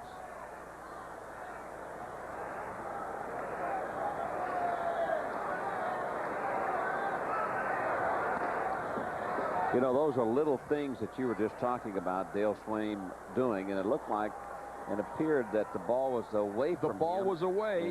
He reached out and kind of hooked it to make sure that he could pull the ball the right side. It won't show anything in the stats tomorrow morning, but it certainly says something about what kind of player Dale Swain is. It was a 4-3 out, but it was a team play. And now you may not get the run in, but you know what? If you do it enough times, you're going to get that run in. And with the wind blowing out like this in this ballpark, we'll try to get as many runs as you can. You see the infield playing in. They know that the 9th run, they want to cut that off because 8-3 may sound like a huge lead, but not in Fenway. Out of foul back and out of play. So it's going to be 1 ball, 2 strikes now to Knobloch.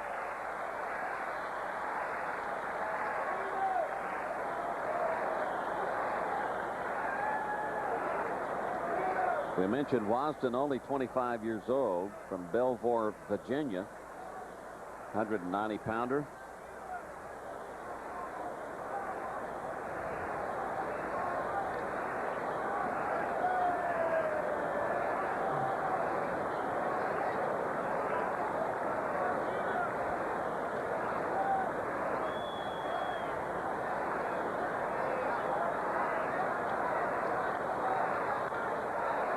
Him up, and it may not be deep enough to score. Brocious from third.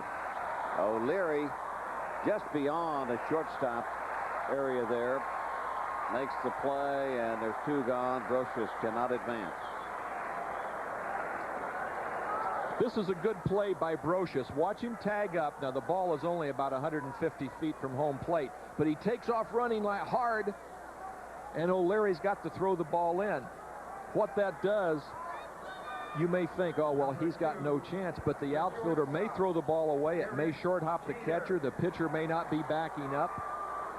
All those things should happen, you would think, from 150 feet, but sometimes it doesn't. And you make him try to hurry the throw, too. He may drop it out of his glove. That didn't happen, but Derek Jeter gets a chance with 2 outs to try to knock in Brocious at third. The infield now will move back.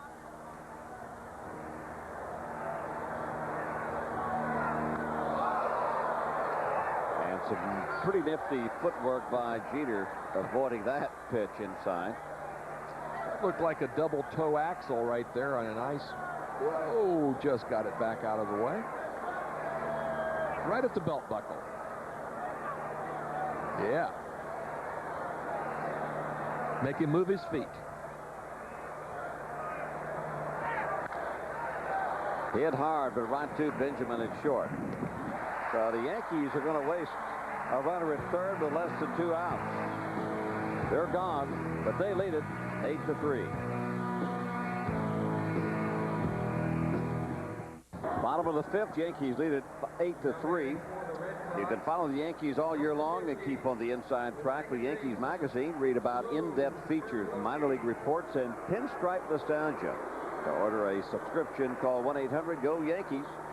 Get a 1-year subscription for only $29.97 and stay up to check that $29.97 and stay up to date on all your favorite Yankee players.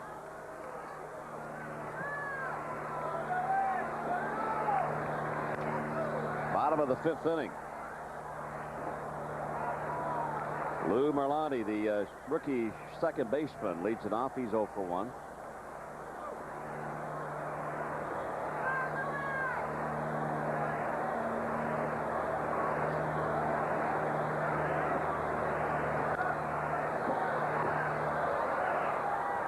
Wells is in front 0-2. Yankees lead it 8-3 on what is a beautiful afternoon, Saturday afternoon here at Fenway. Capacity crowd on hand once again.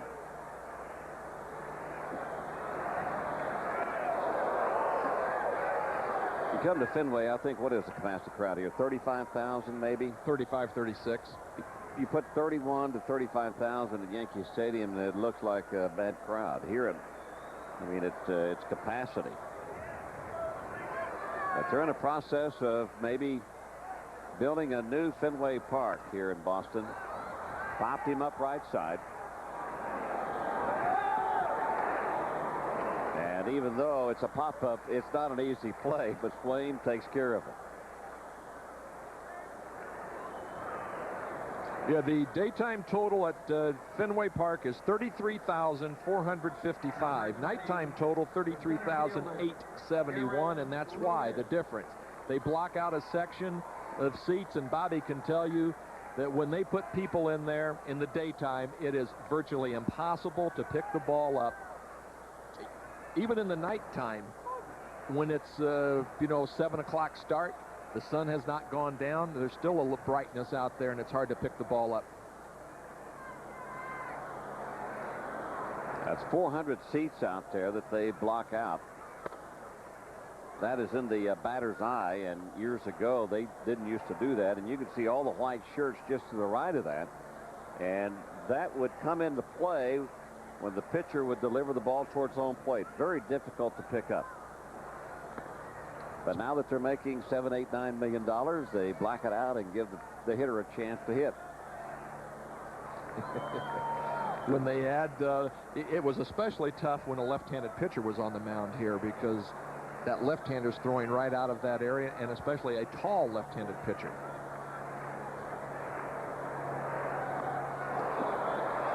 Two balls, two strikes to Lewis. Well, one good thing about the Red Sox years ago, they didn't have many left-handed starters. That's right. You didn't see many left-handed pitchers pitch here at Fenway.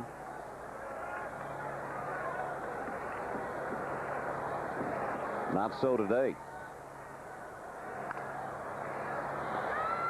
Nice play by Brocious at third, and there's two gone. Why was all the myth about not pitching a left-hander here at Fenway? I know the Green Monster played a lot in that, but Brocious on a good play right there. The ball came up, and he caught it about his left armpit. But, whoa, look at that. Right off his hip. Good play. I think the left-handed pitching here, if you pitch right, Mel Parnell told me, he said, I pitched well in Fenway because he had a little cut fastball that he ran in on right-handed hitters. Now, Gary Peters was only here 2 years. Gary Peters won 16 games 2 years in a row, and Gary pitched sinker away, slider in. When they had Hurst, Ojeda, and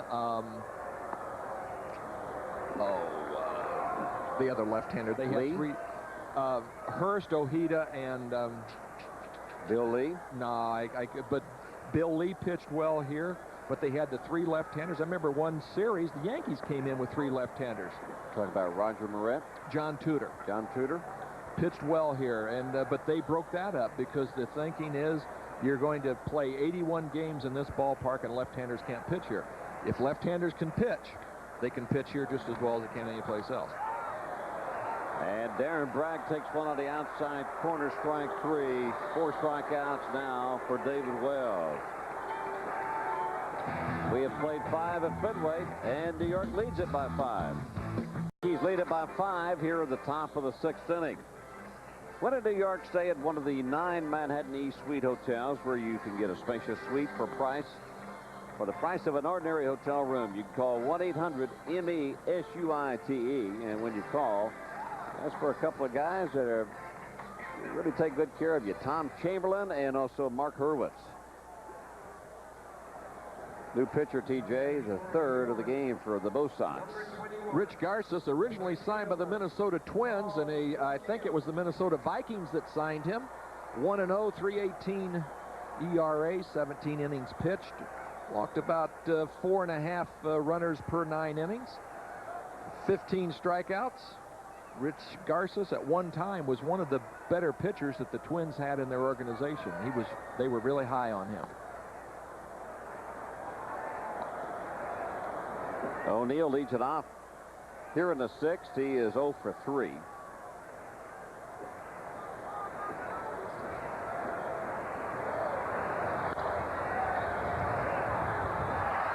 the glove of the second baseman out into center field, so that should be scored a base hit.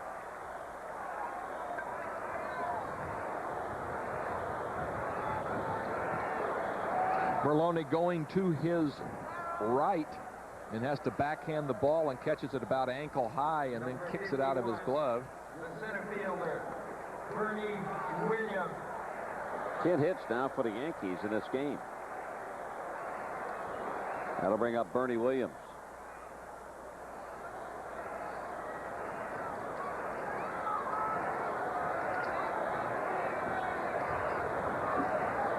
Well, on a beautiful afternoon, I think it's the same weather that we have here in Boston as they have back in New York. And I would suspect that probably a few people out grilling some hamburgers and some hot dogs and enjoying the game and enjoying the beautiful sunshine. Beautiful holiday weekend. They got a long weekend. Probably some guys in their golf carts that are driving around playing golf that have their television sets on and tuned in to the WB11. Maybe one under par at this particular time through 12 or 13 holes. And there's some sunshine out here, and obviously it's tan time. Hopefully they have some sunscreen on. The place to be on those sunny days is right back up underneath that scoreboard. Nice shade. Close to the concession stands. Up high for a ball. Now it's 1-2. Right up underneath there. Look at that. Right. Unobstructed view, unless the fly ball goes up. Maybe we might do an opening. We could tape an opening from out there sometime. We?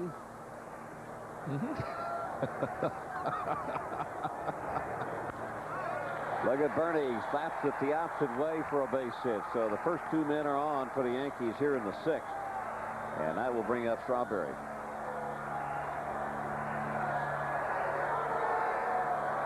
Garces throws a high fastball. Obviously you want the ball down. But Garces got it high, and that just lets the batter level on the ball. See Bernie hitting with a firm front side. Out over the plate, drove the ball to left field.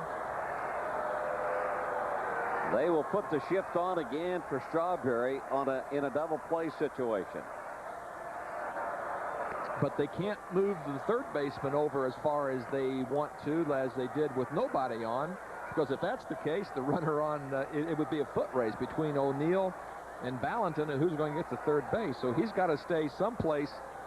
He's got to stay someplace close towards third. Now the shortstop is going to move back on to the other side of the second base side. You got to do something to hold the runner on, yeah.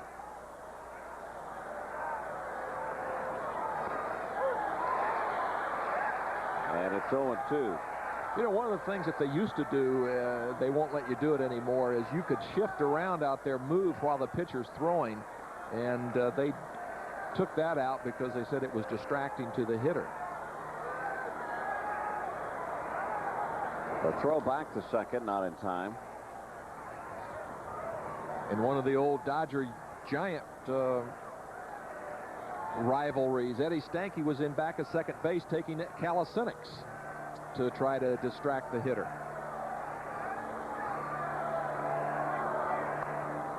You mean taking jumping jacks? You know, jumping jacks and all that stuff out there. Kind of like they do at a professional basketball game.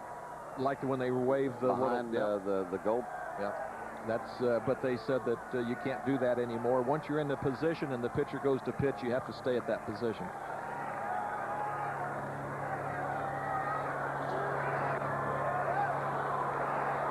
Now it's 2-2. Nobody out for the Yanks here in the sixth. Good hitting count right here.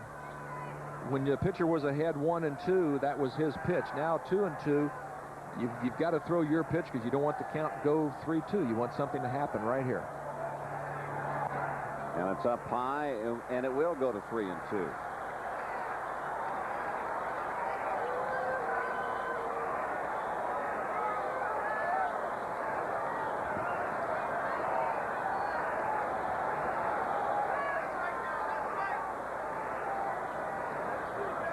runners will hold. Chop towards Movant at first, and his only play is a step on the bag, but meanwhile the runners will move up to second and third.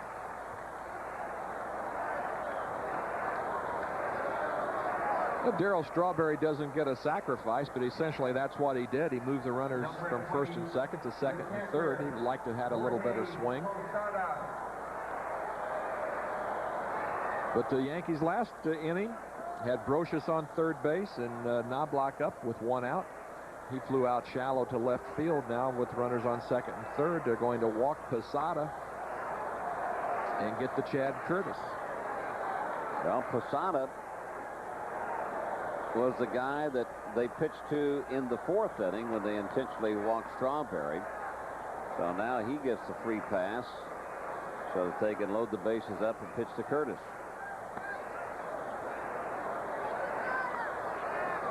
Well, he knows about pitching. He spent several years, 6 years, with the Atlanta Braves as Bobby Cox's third base coach.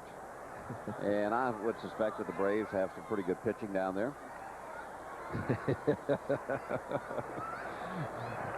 If you had to classify in your day, TJ, 4 starters like the Braves have been throwing out there for several years, the Smoltzes, the Glavins, the Maddoxes, who would you pick that had 4 starters like that?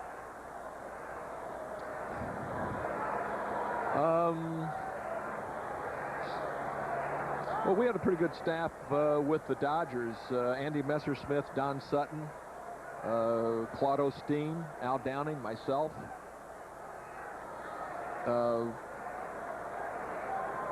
It's hard to get 4 starters. Usually you can get 2 good ones or 3 good ones, but it's hard to get 4. And the ball gets away from Varitek.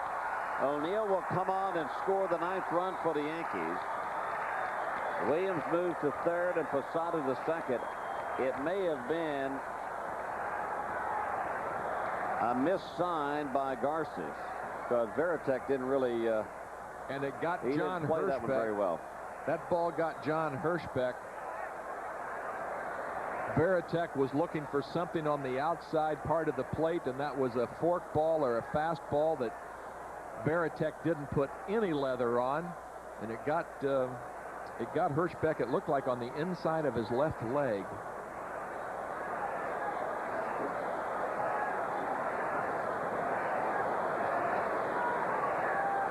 He doesn't even put leather on it, and that gets him right on the, looks like on the thigh or the inside of the thigh.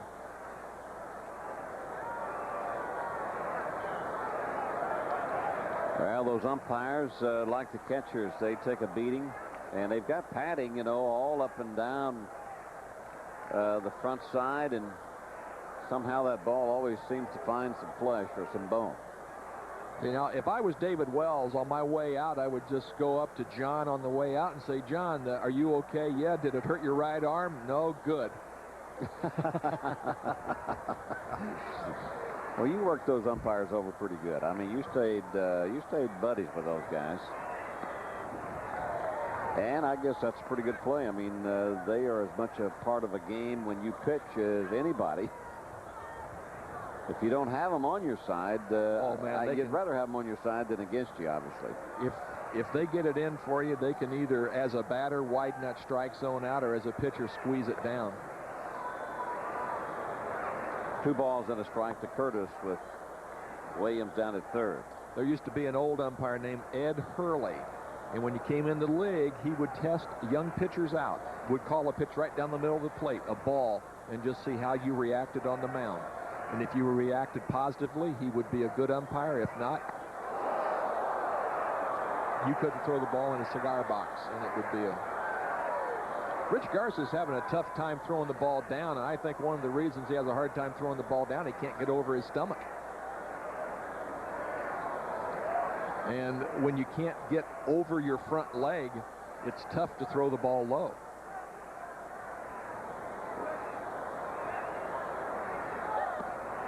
Outside, ball 4. The bases will be loaded once again. And the pitching coach, Joe Kerrigan, on his way to the mound.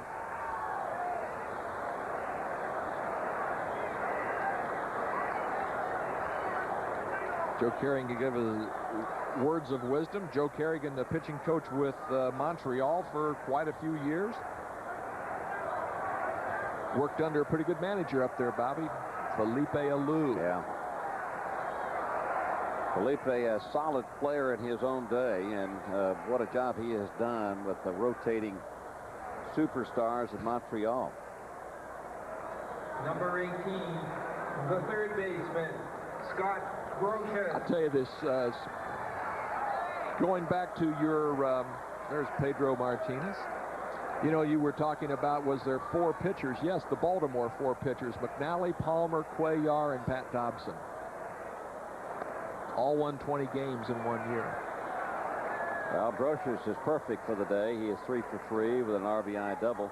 Like for Groshans like to be 4 for 4 right here, do some damage, maybe hit the ball in the gap.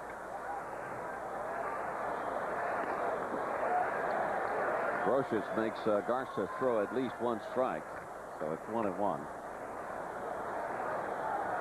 I would just totally disregard his breaking ball because I don't think he can throw his breaking ball over the plate enough times to get you out. And if he throws it, you spit on it and look for his fastball. And that would be the breaking ball that you wouldn't even pay attention to. And Groshans goes a little bit too far, and it's strike 2, 1-2.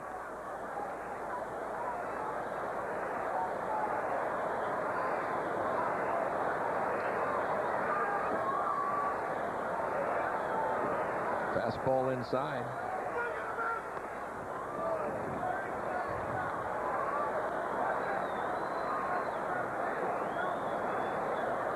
So far, with the bases loaded for Groshans, he's perfect.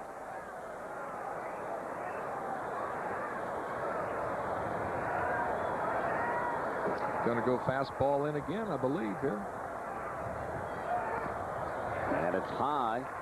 And now the count is 3-2. Nobody warming up for Jimmy Williams and the Red Sox. He's going to drop a breaking ball on him here, 3-2. Oh, boy, if he does. Now, that's the only pitch that he's gotten close to the plate. And the breaking ball up high, ball 4, and Garces will walk a run in. Yankees lead it 10-3. He hasn't come close to throwing a strike with his fastball, and his breaking ball was the only thing close to coming to the plate, and that was a wish pitch. He wished it over the plate instead of throwing it and left it high. I think when Joe Kerrigan came out to talk to Garces, he carried a big 25-pound ball and chain, and it's staked right to the mound because he's going to be out there. Sometimes in games, one pitcher has to take the brunt of the infliction because you've got to save your bullpen. And there's a game tomorrow, and you don't want to go through 5 or 6 pitchers in a 10-3 ball game. And that's why sometimes you look in the paper and you see one pitcher gives up 8 or 9 runs. You say, how can they do it? Just like this. 1 ball, 1 strike to Swaim, who's the 9th place batter. Swaim 0 for 3. Posada at 3rd. Curtis down at 2nd. Then Groshans on at 1st. So ducks on the pond. And it's 2-1. I heard that term someplace, ducks on the pond. Thought I'd use it here. During these kind of games, you kind of bring out everything that you have, you know. Inside, ball 3, 3-1. That's about all I have, so if you got anything, Tommy, just throw it in there. Well, you know, the cliches that you got to throw out in games like this on the bench. Was that a cliche? Yeah, just a little. 3-1 pitch popped up with a broken bat. Infield fly rule is called, and there's 2 gone.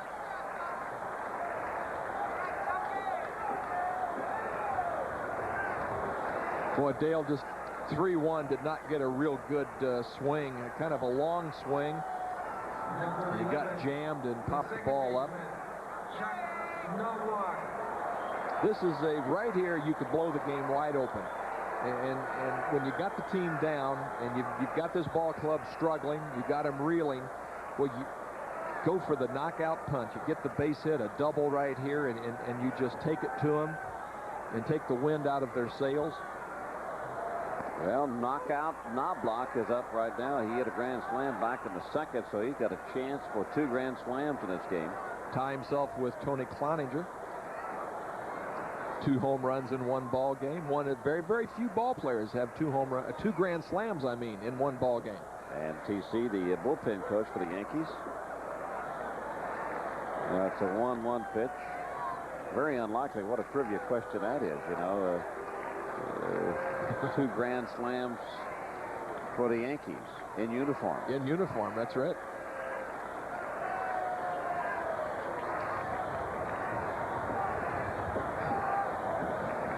Whoa, watch out, Chuck. Narcissus appears that he is just trying to aim the ball now and throw a strike whenever he... So he's just out there wishing. Like I said, he wished that curveball, and that is he just throwing the ball. And a breaking ball outside, ball 3-1. There's Tony Cloninger. Pretty good pitcher in his day, yes, too, sir. Bobby. I'm telling you. He could get her up there. He was a pitcher, but he ended up hitting 2 grand slams in 1 game. Just got underneath it. High fly ball.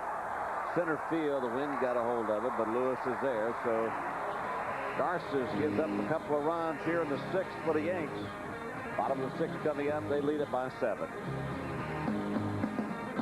This copyrighted telecast is authorized under rights granted by the New York Yankees solely for the private, non-commercial use of our audience. Any publications, reproductions, retransmissions, or other use of the pictures, descriptions, and accounts of this game without the express written consent of the New York Yankees and WPIX is prohibited.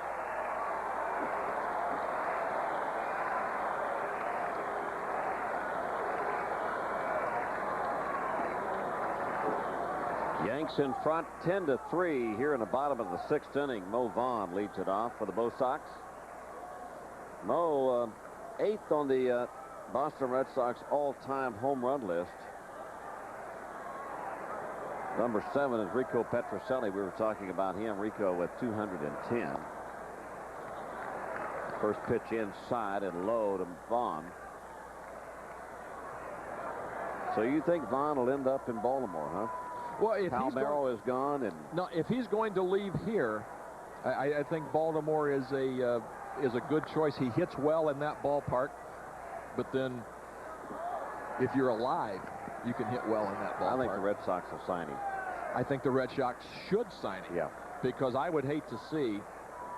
He is an institution here. Of all the players Boston teams have had, Patriots, Celtics, Red Sox, he is probably civically and civic-minded, does more for this city, and is accepted by the city more than any other ball player. He does a lot for the kids, and he's a Boston fixture, and you should try to keep people like that if you can. Out of Seton Hall, and also from Norwalk, Connecticut. He went to Seton Hall, huh? With Cerrone? Well, I don't know if he didn't go with Cerrone. No, he's much younger than Rick. Yeah. Oh, yeah.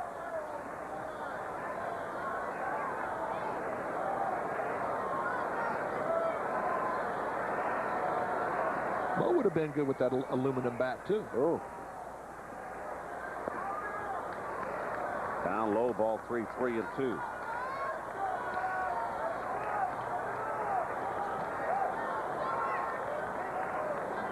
Had knee surgery last year, along with his little tirade with Dan Duquette, general manager. Whoops, he missed another one in our ball guy down the right field line. That was a tough play, though. I'm not going to Nope, I don't say much about that one. Red Sox have 3 errors already. You don't want the ball guys to start getting erred. Dan Duquette sitting there. Maybe he was on the phone a little earlier. Maybe he was with going to his banker trying to get a loan to sign Mo Vaughn. But speaking of Mo Vaughn, going to Seton Hall, he was a teammate. John Valentin was a teammate of his at Seton Hall. The Pirates have put out some pretty good players. And another foul off to the right side. Well, you talk about teammates. How about Darren Bragg? Georgia Tech. I know it. Garcia Parra. Veritek was a teammate of Glenn Bragg. You know, Veritek. Darren Bragg, I mean. Veritek was a high school third baseman. Never caught. Went to Georgia Tech, and we'd like for you to catch. He learned how to catch in college, and a pretty good move by Jim Morris, coach of the Ramblin' Wrecks. Popped him up left side. Glasses down, and Grosh's out into shallow left field. One gone.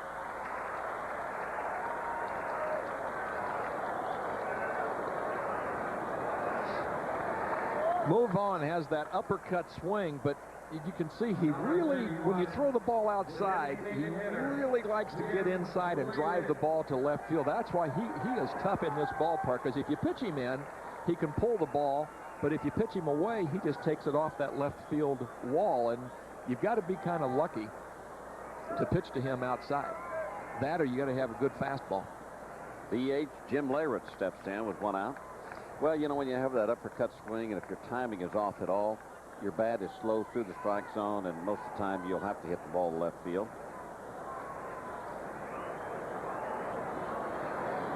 Jim Rice, the hitting instructor for the Red Sox, wants Mo to use his hands more. Mo, use your hands more. They did it again. I can't believe it. They did it again. I cannot believe it. John Sterling, there's Jim Rice there. We're talking about that foul ball that came back up towards the booth up here. Michael Kay and John ducking out of the way of the foul ball. Nobody went for the ball.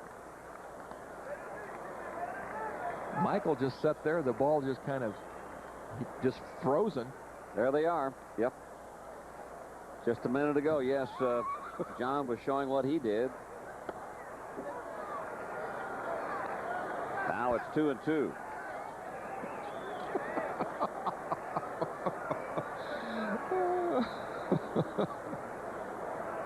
Yeah, oh sure, yeah. They're just to the side of us here on the press level. That'll scatter some Yankees on the left side. I don't know about you, TJ, but when those foul balls come our way, I'm getting out of the way of it. I'm not a hero anymore. I'm not going to challenge him. I didn't challenge him on the mound. Why would I do it here? I don't have a glove.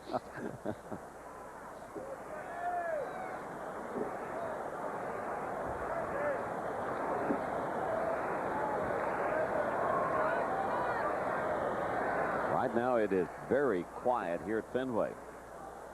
Yankees lead at 10-3.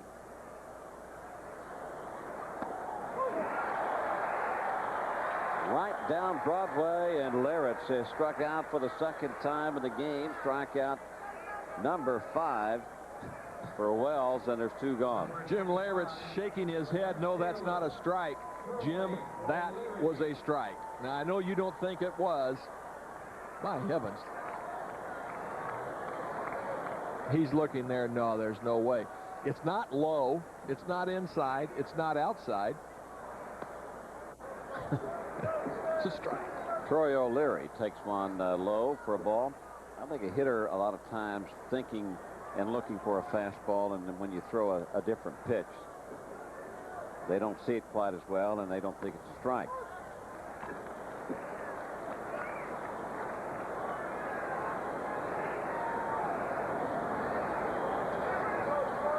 O'Leary 1 for 2.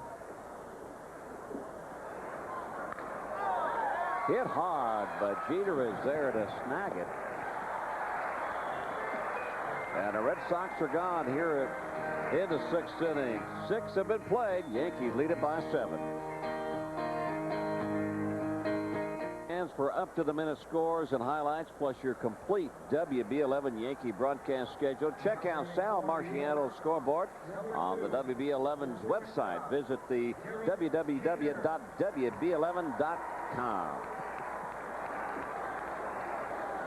Well, David Wells, TJ, 90 pitches, cruising right along. 2 more innings. 2 more innings would get him into the 8th inning, and you can turn it over to maybe Willie Banks. And Jeter leads it off here in the 7th inning for the Yankees. 10-3, they lead it. He pitched 120 innings in the perfect game, but really, people make a big thing out of pitch counts anymore. If you're in shape, you should be able to throw 125, 130 pitches. That's line down the left field line. Fan reaches out, so a ground rule double. Leadoff double by Jeter. Second hit for Jeter in the game.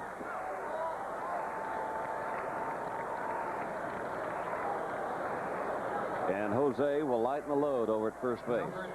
Good extension by Derek Jeter right there, and you see a little fan interference here. Ball bounces up, and the fan reaches over, catches the ball. The umpire clasps his hands over his head, and that means fan interference.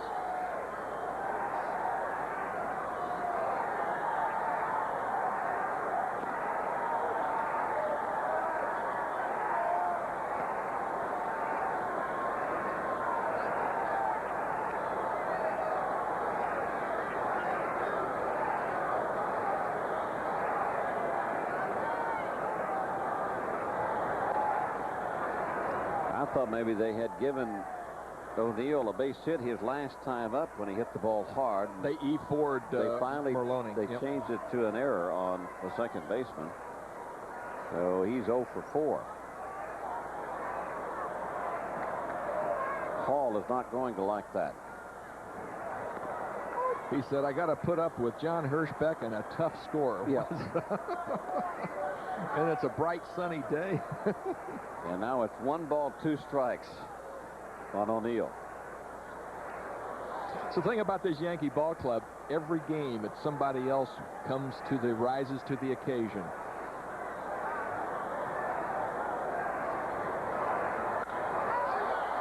Well, hit out into the left center field. Lewis on the warning track. Jeter will tag and go to third. So even though the Yankees are in front by 7, leading it 10-3, the Yankees still hustling on a base pass. Yes, it is. Paul O'Neill, that little leg kick. And he just kind of, you see him kind of look down and toss the bat. He knew that he got just underneath it enough. He didn't really center the bat and the ball.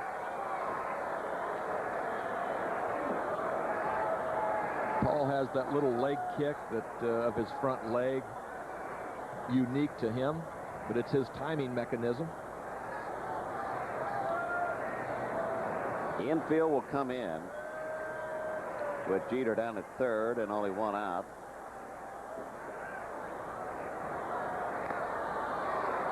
Bernie 2 for 4 this afternoon.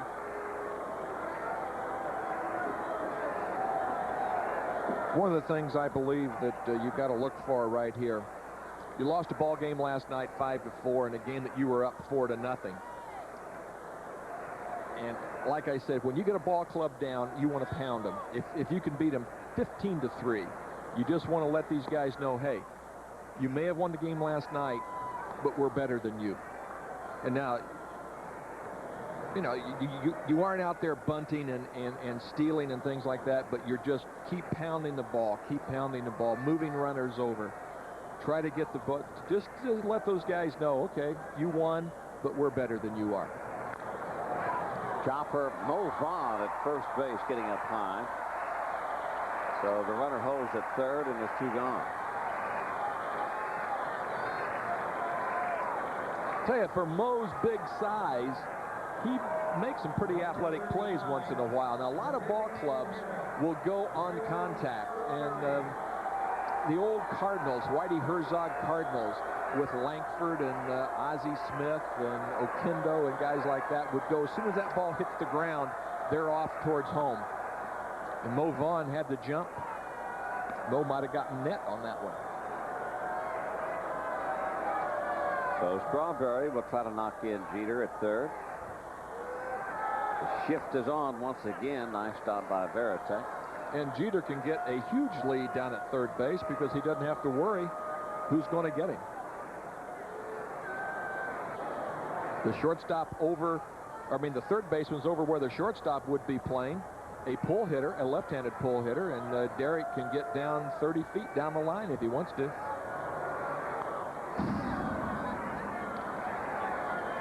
I think that would really affect if there's a wild pitch or a passed ball.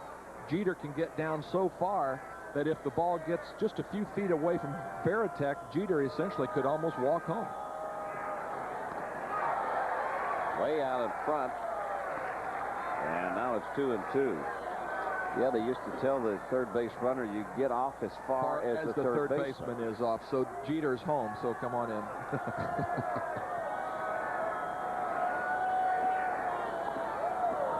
Now it's 3-2.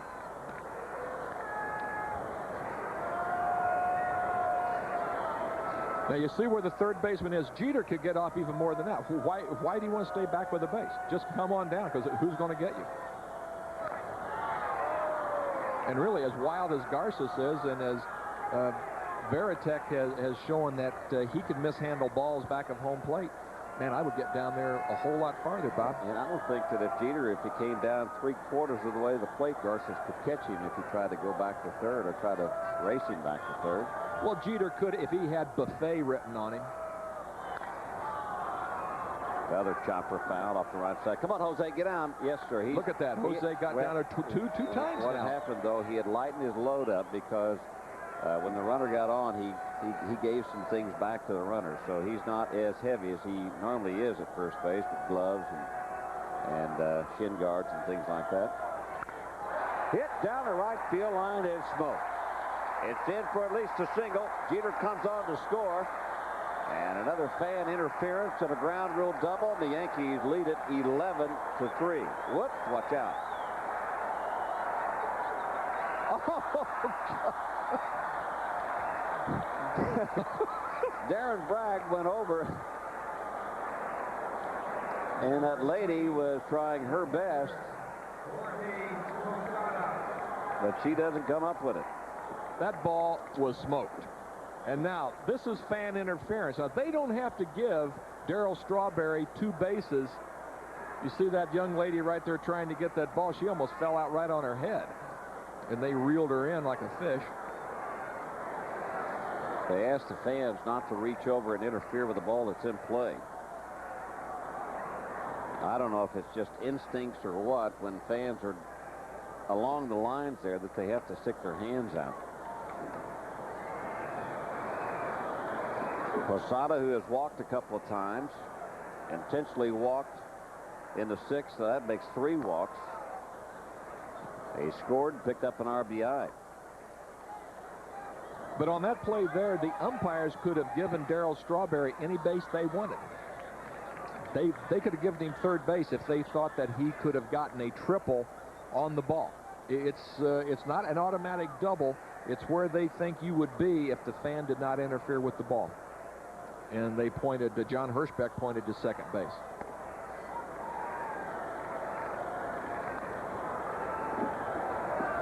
And usually it's the home plate umpire or third base umpire that's watching the play, because Richie Garcia, the first base umpire, is out trying to see if there's interference involved.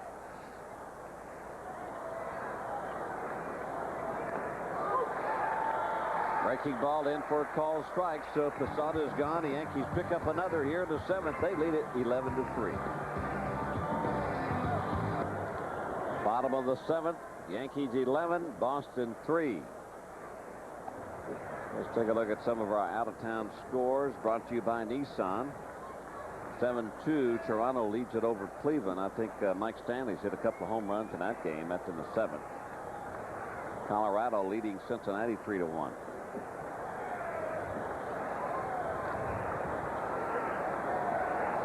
Most of the games being played tonight.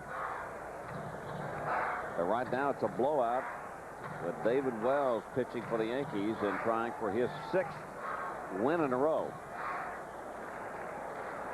Merrill Mendoza, who started last night, and Luis Sojo keeping each other entertained in this 7-3 lead by the 11-3 lead by the Yanks.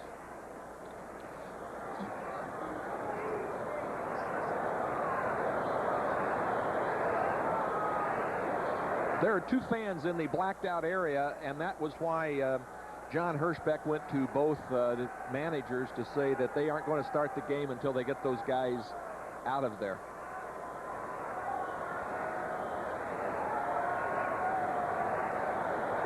So they're gone, and the game will start here in the bottom of the 7th inning. David Wells, 91 pitches on that one there, lifted down the right field line, and over is O'Neill, and did he hang on to it? He did.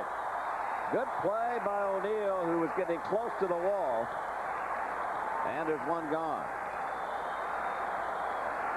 John Valentin can't believe it. He thought at least he would come up with a base hit. And Paul O'Neill made a sliding catch. That's the only way you could make a catch right there, unless you want to be a splatter mark on that wall, because you're charging as hard as you can, and you can't pull up that quickly and still catch the ball. The only way is you make the slide. Paul O'Neill did it. Mike Benjamin stepped in, and the only way that you can actually make an attempt to catch a ball like that is to have 11-3 lead. Because that ball gets by O'Neill. If he doesn't put leather on it, it's either in the stands or it's rolling around in right field. It's probably an inside the park home run.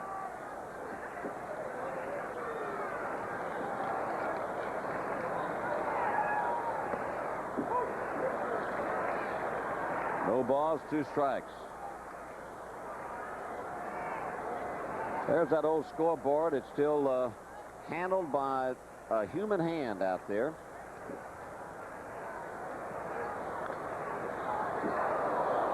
Obviously, that hand will be attached to a human being.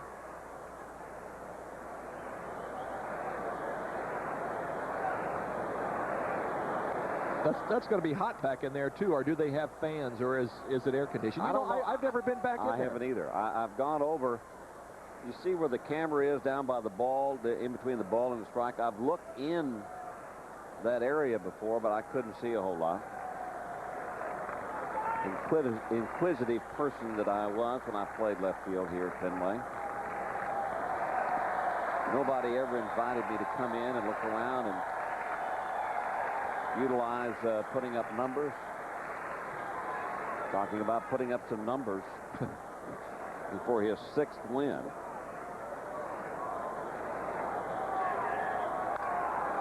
Well hit in the center field. That'll be a base hit for Benjamin.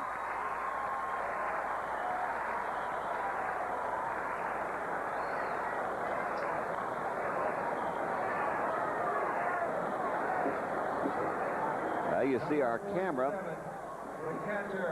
Is he going to pan inside the scoreboard there to give us a inside look?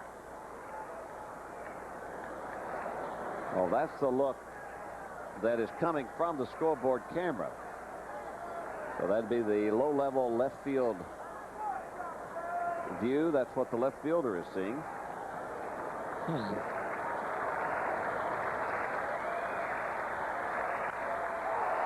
The glove. Varitek will be thrown out by David Wells, and I don't know if that got some flesh or not, if it was just leather. He appears to be all right. Line drive, yes, it got leather. David got his glove up and kind of deflected it down. Good play by David Wells, and here comes Gene Monahan and Joe Torre. David knocks it down. Has presence of mind to pick it up but not rush his throw. And I actually thought I saw a little smile on David's lips after he made the play. An old surfing guy on the beaches of Southern California, he's wiped out on waves tougher than that ball right there.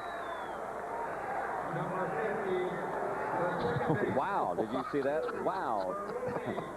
Now he knows how Andy Pettifield, Graham Lloyd now will begin to throw in the Yankee bullpen.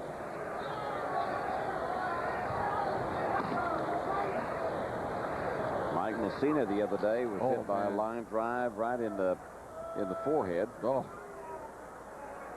Actually, it caught him in the nose and broke his nose.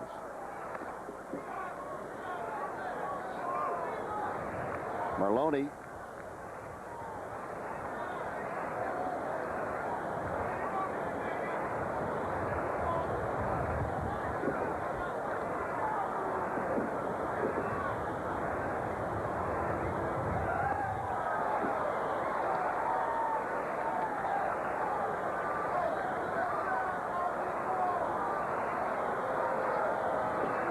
Maloney 0 for 2 this afternoon, 2 outs in the 7th.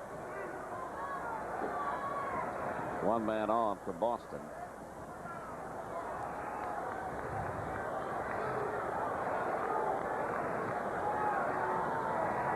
You know what that does, throwing the beach balls and all that stuff out, it just gives David Wells a chance to compose himself. If the adrenaline was pumping after that line drive up the middle, it gives you a chance to calm yourself down and start making good pitches in the outside corner. Now it's 1 ball, 2 strikes.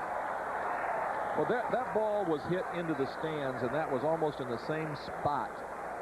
The last ball went in there and hit some lady in the nose and bloodied her nose.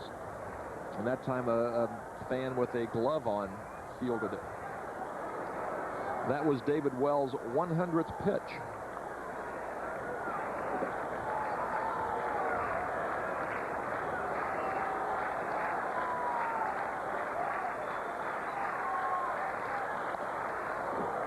Inside for a ball. Now it's 2-2. You know, with this big lead, what Joe Torre can do, Wells gets out of this inning with, let's say, 103 or 4 pitches.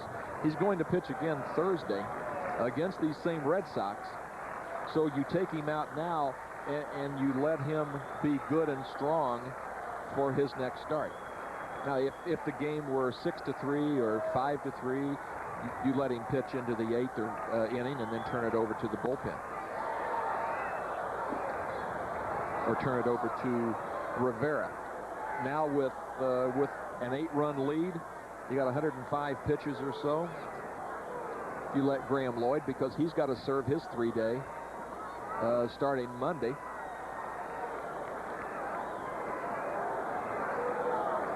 Well, if you're looking towards that Red Sox series, May the 28th, 29th, 30th, and 31st at the stadium.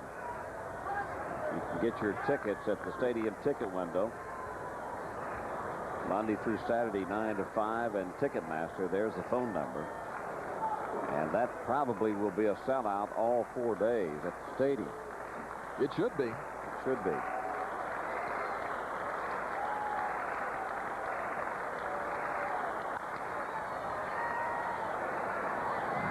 Jeter is short to throw out Maloney. Red Sox leave 1 man on. David Wells is cruising, and the Yankees lead it 11-3.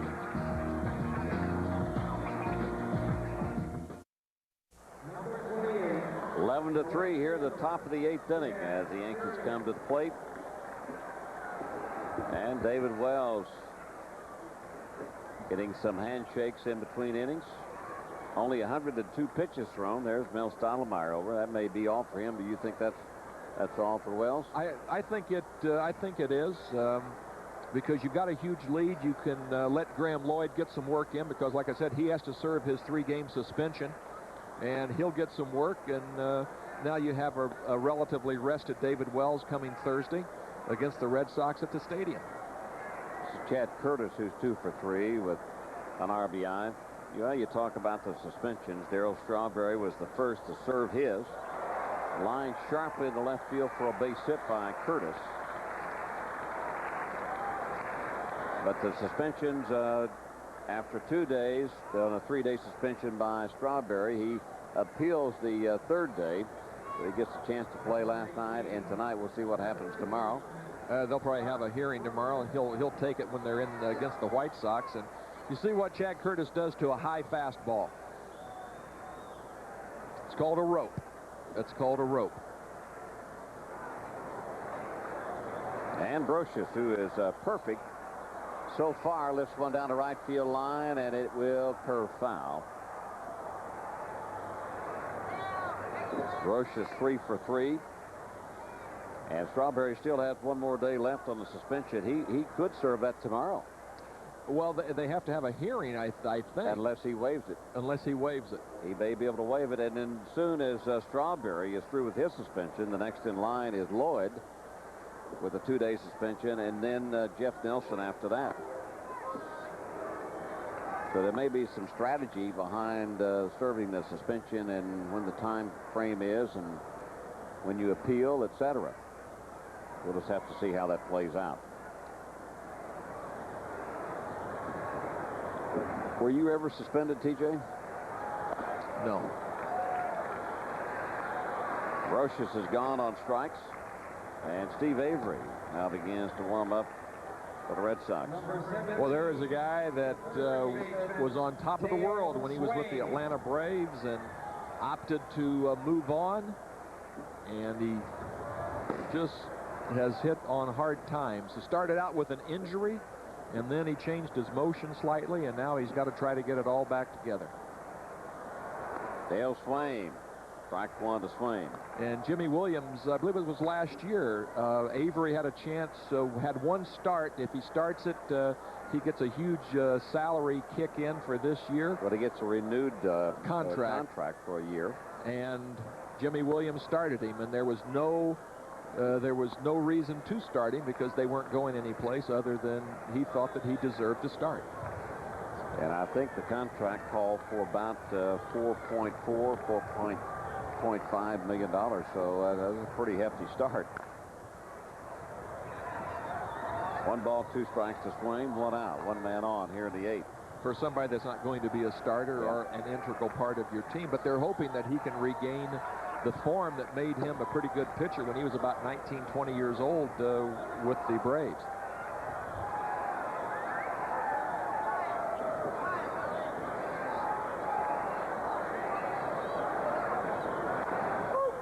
Good pitch by Garces, outside corner, strike 3, 2 gone.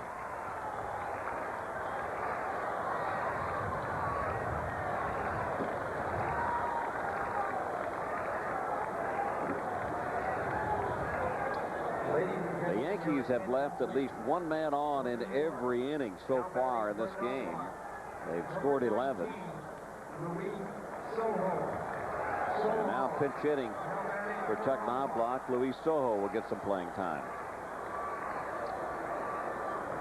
Dale Swain up there at the bat in 11-3 game.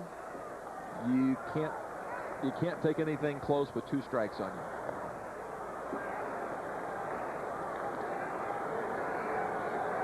Knobloch with a grand slam home run. He leaves with 2 hits and 5 plate appearances. 4 RBIs, a run scored. And a foul back and out of play. Now it's 0-2 on Sojo. Sojo was hit in spring training by a pitcher and broke his metacarpal on the left hand, and so he started the 98 season on the disabled list.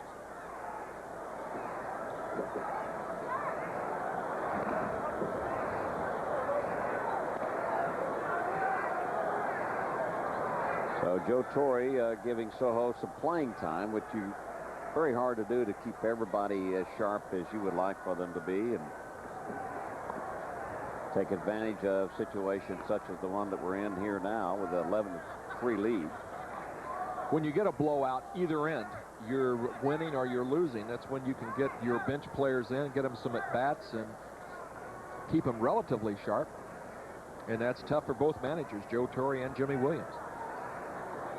You want to give your starters as much playing time as you can, but those guys on the bench, every once in a while, you've got a tough, tight game, and you'd like for them to come in and pinch hit for you. That's tough if they haven't played in 25 days.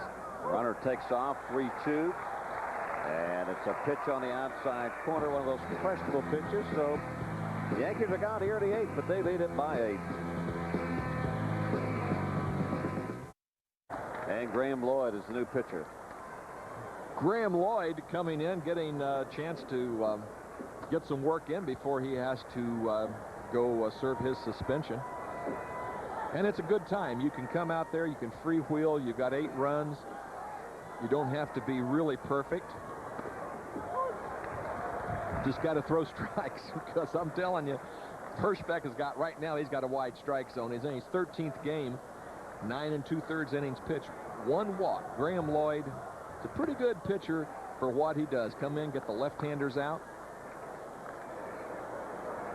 And I'll tell you, he's not too bad against some right-handers. Yankees are 23-7 when the starter goes 6 innings. 2 balls and a strike to Darren Lewis, the leadoff man for the Red Sox. He's grounded out 2 times and flied out, so he's 0 for 3. 11-3, the Yankees lead it. Well hit, but right to Soho, who came in to bat for Knobloch, so Soho gets some action right off the bat here in the 8th. Absolutely, that's the way you want to do it. Guy comes in, hasn't played in a while, been on the bench for 7 innings. Well, what a job he did for the Yanks last year. He's got a good glove. Soho is so important, those types of players. They're versatile. You're going to have injuries. To be able to put somebody in like that to do the job that they do. And Bragg takes the ball inside for a ball. Bragg 1 for 3.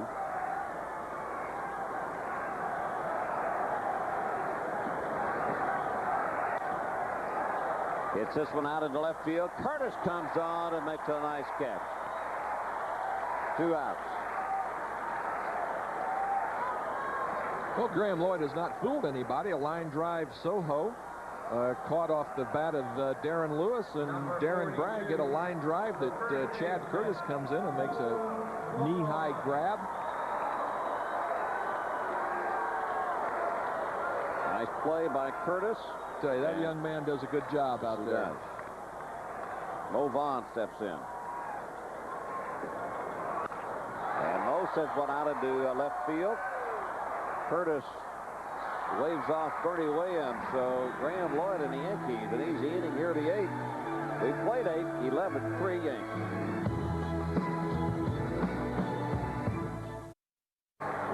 And the Yankees are enjoying the early season ride that they are on, coming into this game with a record of 31-10. They have an 11-3 lead here in the top of the 9th inning, and Jeter faces Steve Avery. You know, we talked about Avery when he was warming up, TJ, but what happens to a young man like this?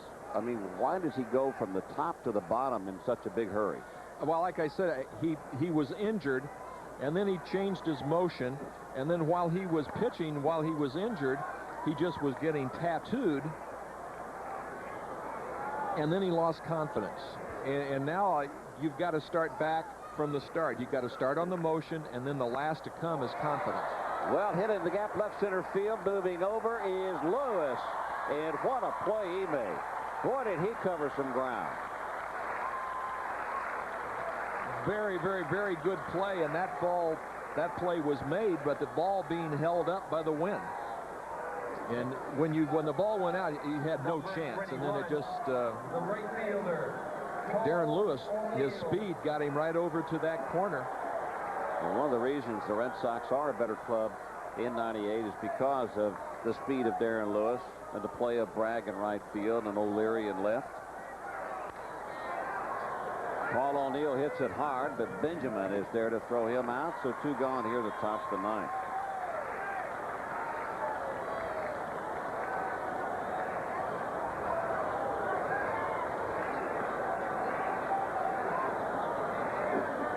I've always felt this infield at Fenway Park was extremely fast. They talk about grass infields. This infield is bluegrass, but it's cut relatively short, and the ball just skids off that short bluegrass. And sometimes you can get balls that ball that O'Neill hit. It hit, and then it really skidded and took off.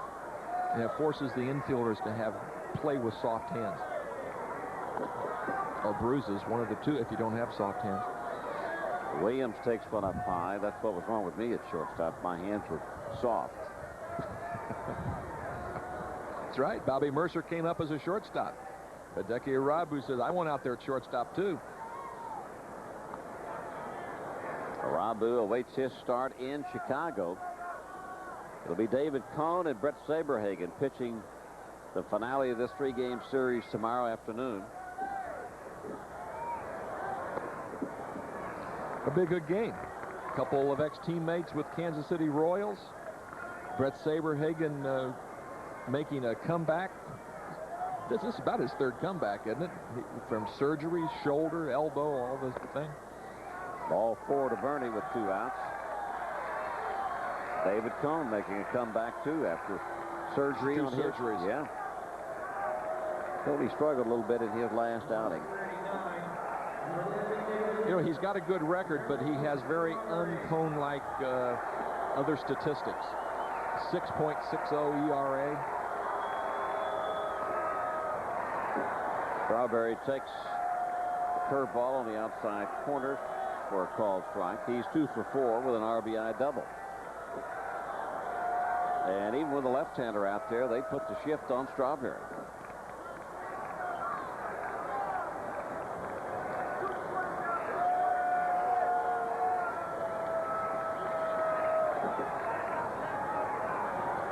Well, they put the shift on Strawberry today, and it's a 2 for 4 day for him so far with an RBI. That gets away from Veritek, and Williams will move to second. That was a curveball wild pitch that hit off Veritek's glove and caromed up on top of the screen. Anytime the ball goes out of play like that off the pitching mound, it's a 1 base.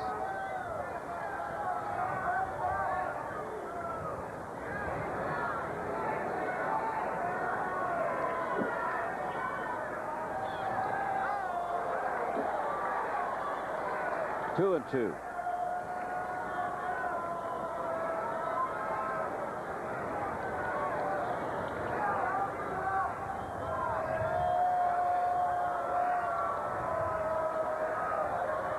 You know, Avery is only 27. He'll be 28.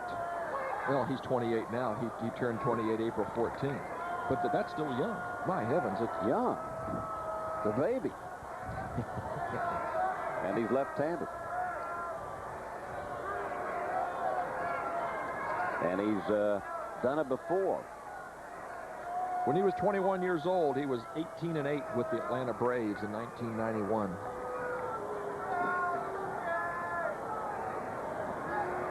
If these guys get tired of him, I would make you a bet that Leo Mazzoni would take him back and get him pitching relatively well again. Well hit deep to right center field. Lewis won't catch up with this one. One hops the bullpen, and Darryl Strawberry, shift or no shift, has 3 hits and 2 RBIs, and the Yankees lead it 12-3.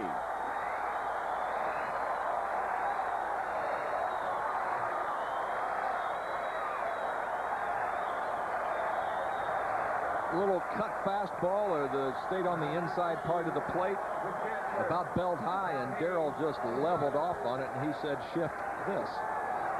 And he shifted all right, shifted into high gear.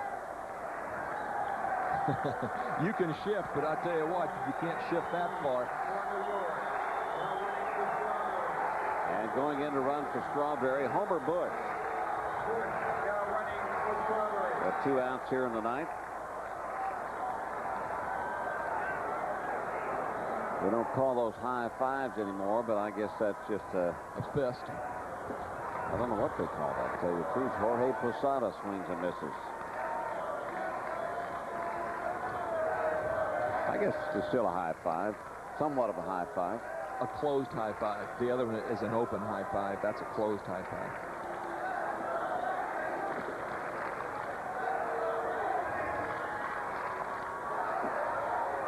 No balls, 2 strikes to Posada.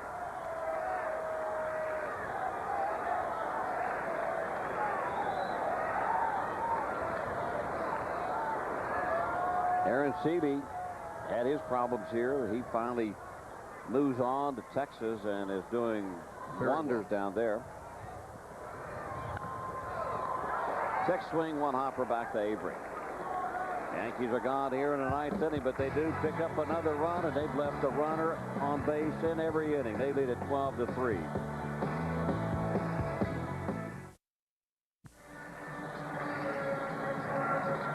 Bottom of the ninth. Yankees in front 12-3. Now it's time to take a look at our GM turning point of the game. And it comes in the second inning.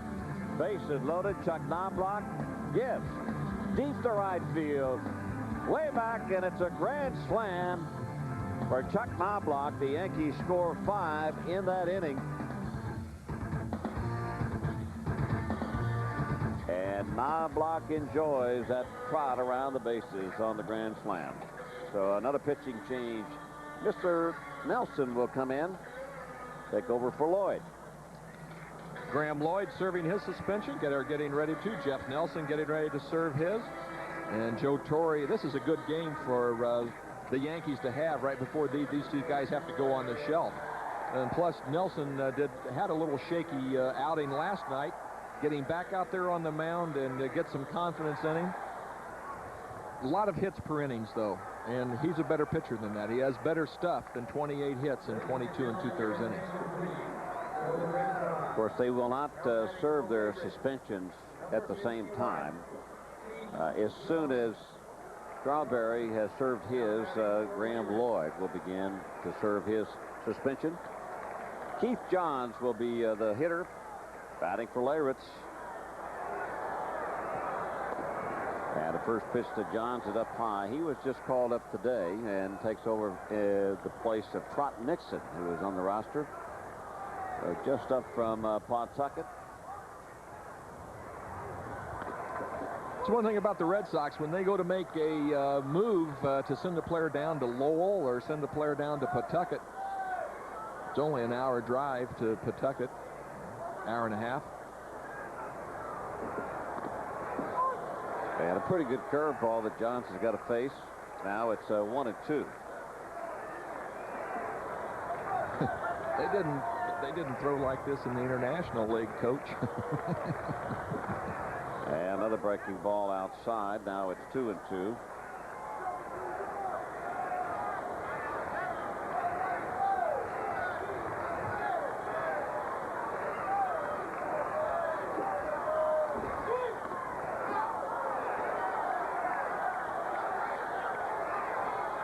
Numbers at AAA for Keith Johns.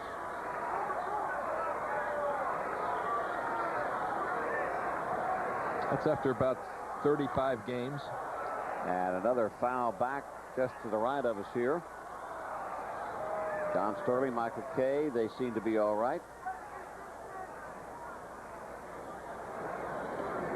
3 balls, 2 strikes to Johns, leading off here in the top of the checked at the bottom of the 9th inning. Yankees in front by 9, 12-3.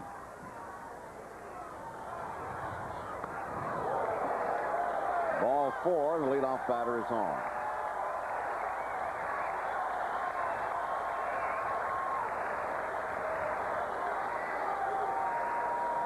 Jeff Nelson, when he gets in trouble, he has trouble throwing his fastball for strikes. Now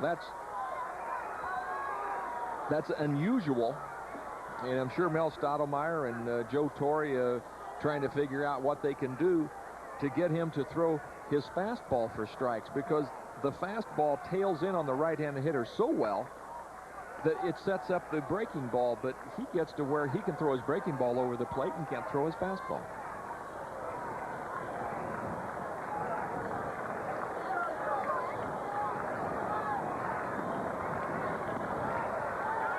Now he's fallen behind O'Leary. 2 balls and no strikes.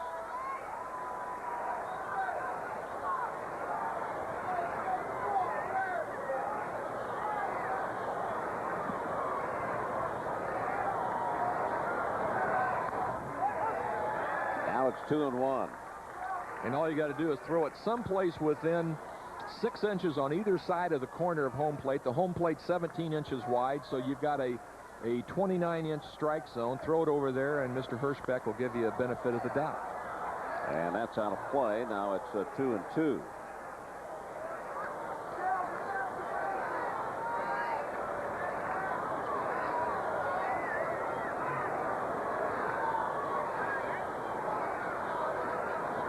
See the shadows now beginning to creep along the home plate area. Swing and a miss at a high fastball well out of the strike zone. One gone here tonight. A high fastball that looked like it was a four-seamer, because usually Nelson's ball tails back, and that ball just kind of cut right in there and stayed straight.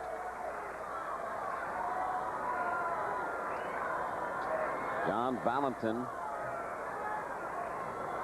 hit a 2-run home run back in the 4th inning.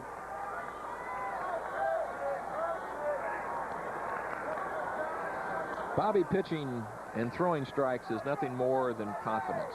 You see pitchers out there with all kinds of motions, from Louis Tiant to Marichal to Warren Spahn. Line sharply down the left field line. It will be in. For a double. They will hold Johns up at third. So now runners at second and third, and only one out for Boston.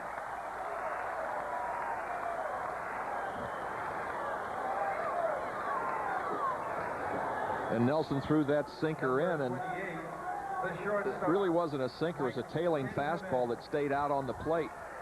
And Valentin got his hands inside and put the barrel of the bat on the ball.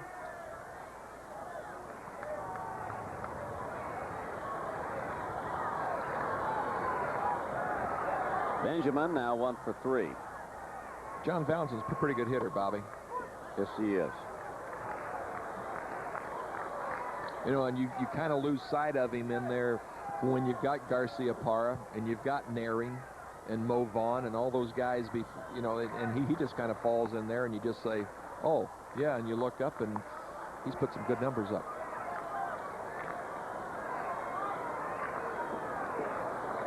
Benjamin playing in place of Garcia Parra. Benjamin is he's an aggressive hitter. He likes it if it's around the strike zone. That's what Jim Rice wants those guys. If the ball looks good at home plate, go to swinging. You can't hit the ball unless you get the bat off your shoulder, and Jim Ed could hit. I told him, I said, you know, if you had all the weight programs that these guys have now, think how you would have hit. He didn't need a weight program. He was as strong as they come. Still is.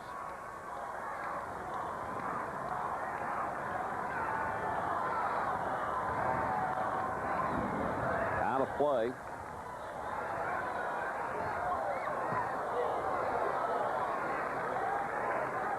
Not many flies floating around the ballpark, but there are a few around third base, nothing around second. Why is that? Well, you saw Johns. Looked like he was batting some flies away. 40 minutes from now, Gonzalathon will start. As John strikes out.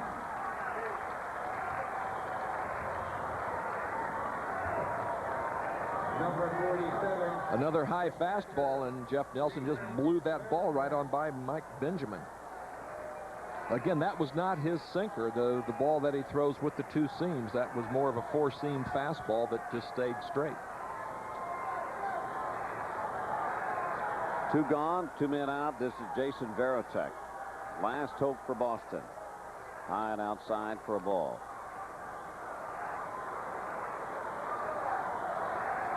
I think that the hardest time for a pitcher is when he's out there knowing that the game is out of hand and you're trying to throw strikes the best you can, and you can't find the zone.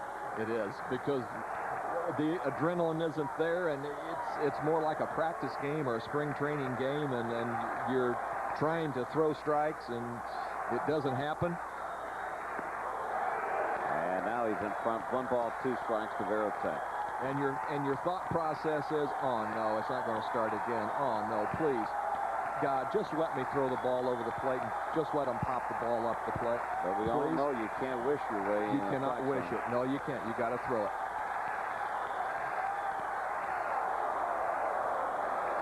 You got to rear back and throw it. The minute you start aiming the ball, 1, you can't throw strikes. 2, if you do throw strikes, the ball doesn't have anything on it. And the incentive here is if he can get Varitek out, he saves a couple of runs. That helps the earn run average. Wow. Foul ball off the left side.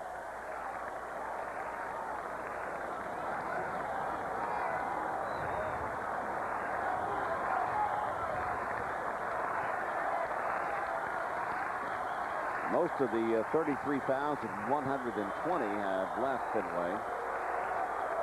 Official sellout here for the second game of the 3-game series. Back up the middle. And this should do it, and it does, as Nelson throws over to Slam, and the Yankees even it up in this 3-game series by winning today's game 12-3 in a blowout at Fenway.